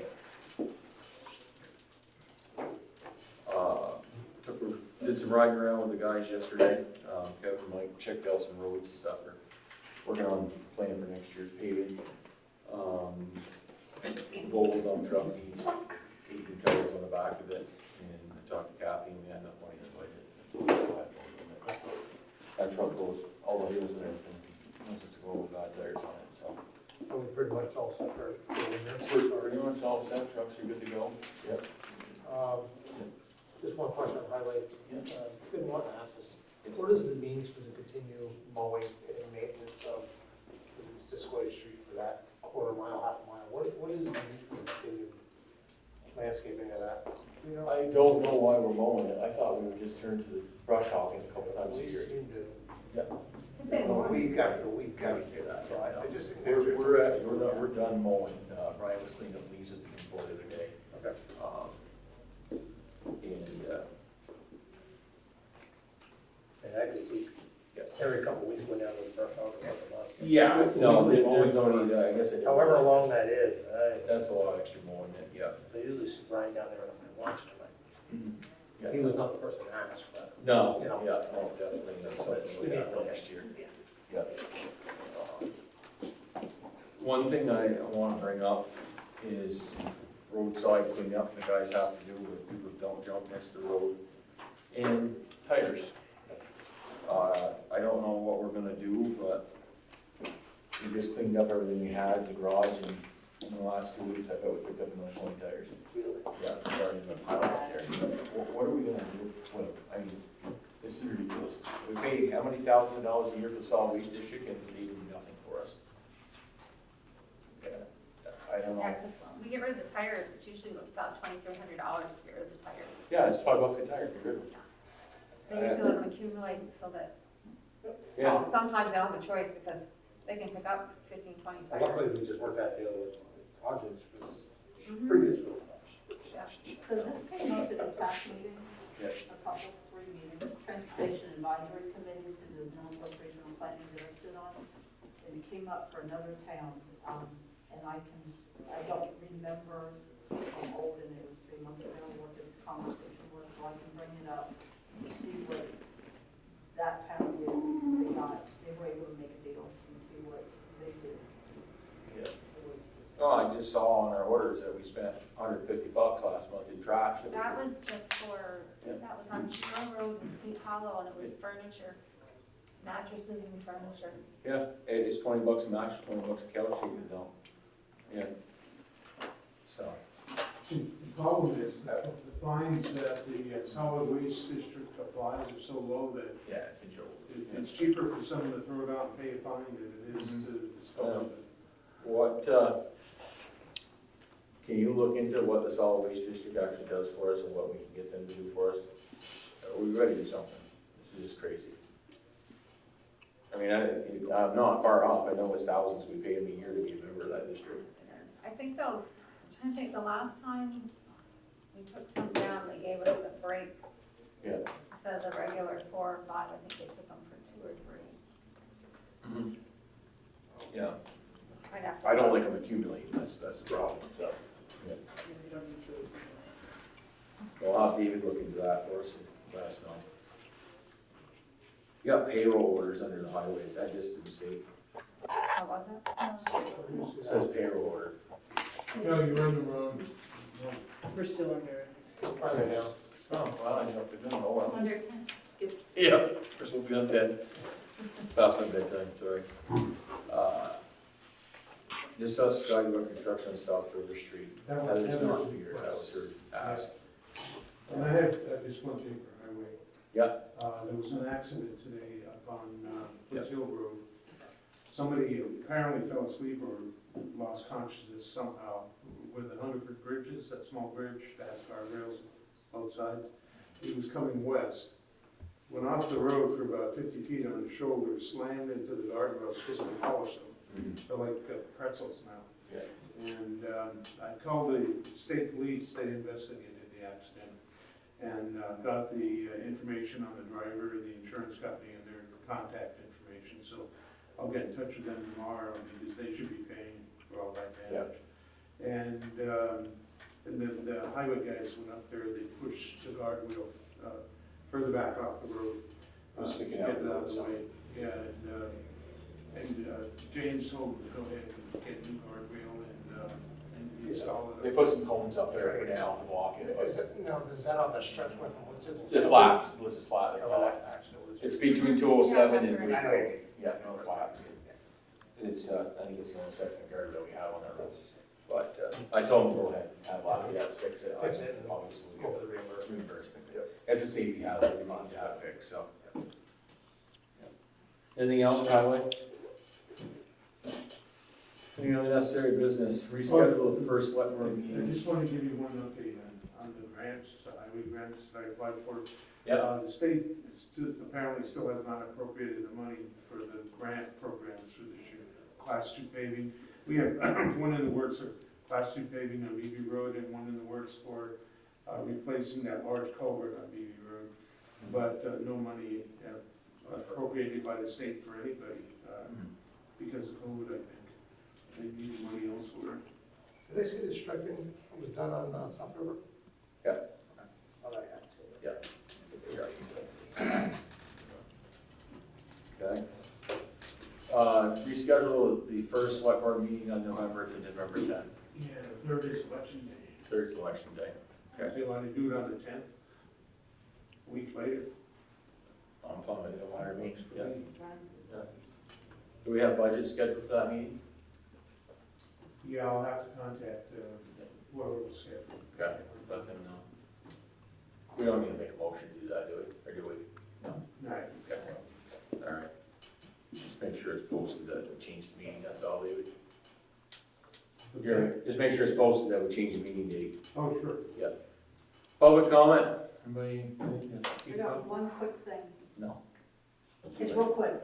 We've already said it by now. What? Census. Fill out your census if you haven't done so already. You've got till the end of October. It's important for I grant must have done that. reasons, so. Thought they put a halt to that. They did, but it was, court blocked it. Okay, I think so. So, yes. Last I heard now, it may have been, but anyway, if you haven't done the census, do it now. Thank you. Thank you, Elizabeth. Next planning commission meeting, Wednesday, October 21st, 2020, 7 PM, the Village Complex. Next DRB meeting is Thursday, October 22nd, 7 PM in the Village Complex, 121st Street. Next select board meeting is Tuesday, November 10th at 7 PM at the Village Complex. Please note the date change.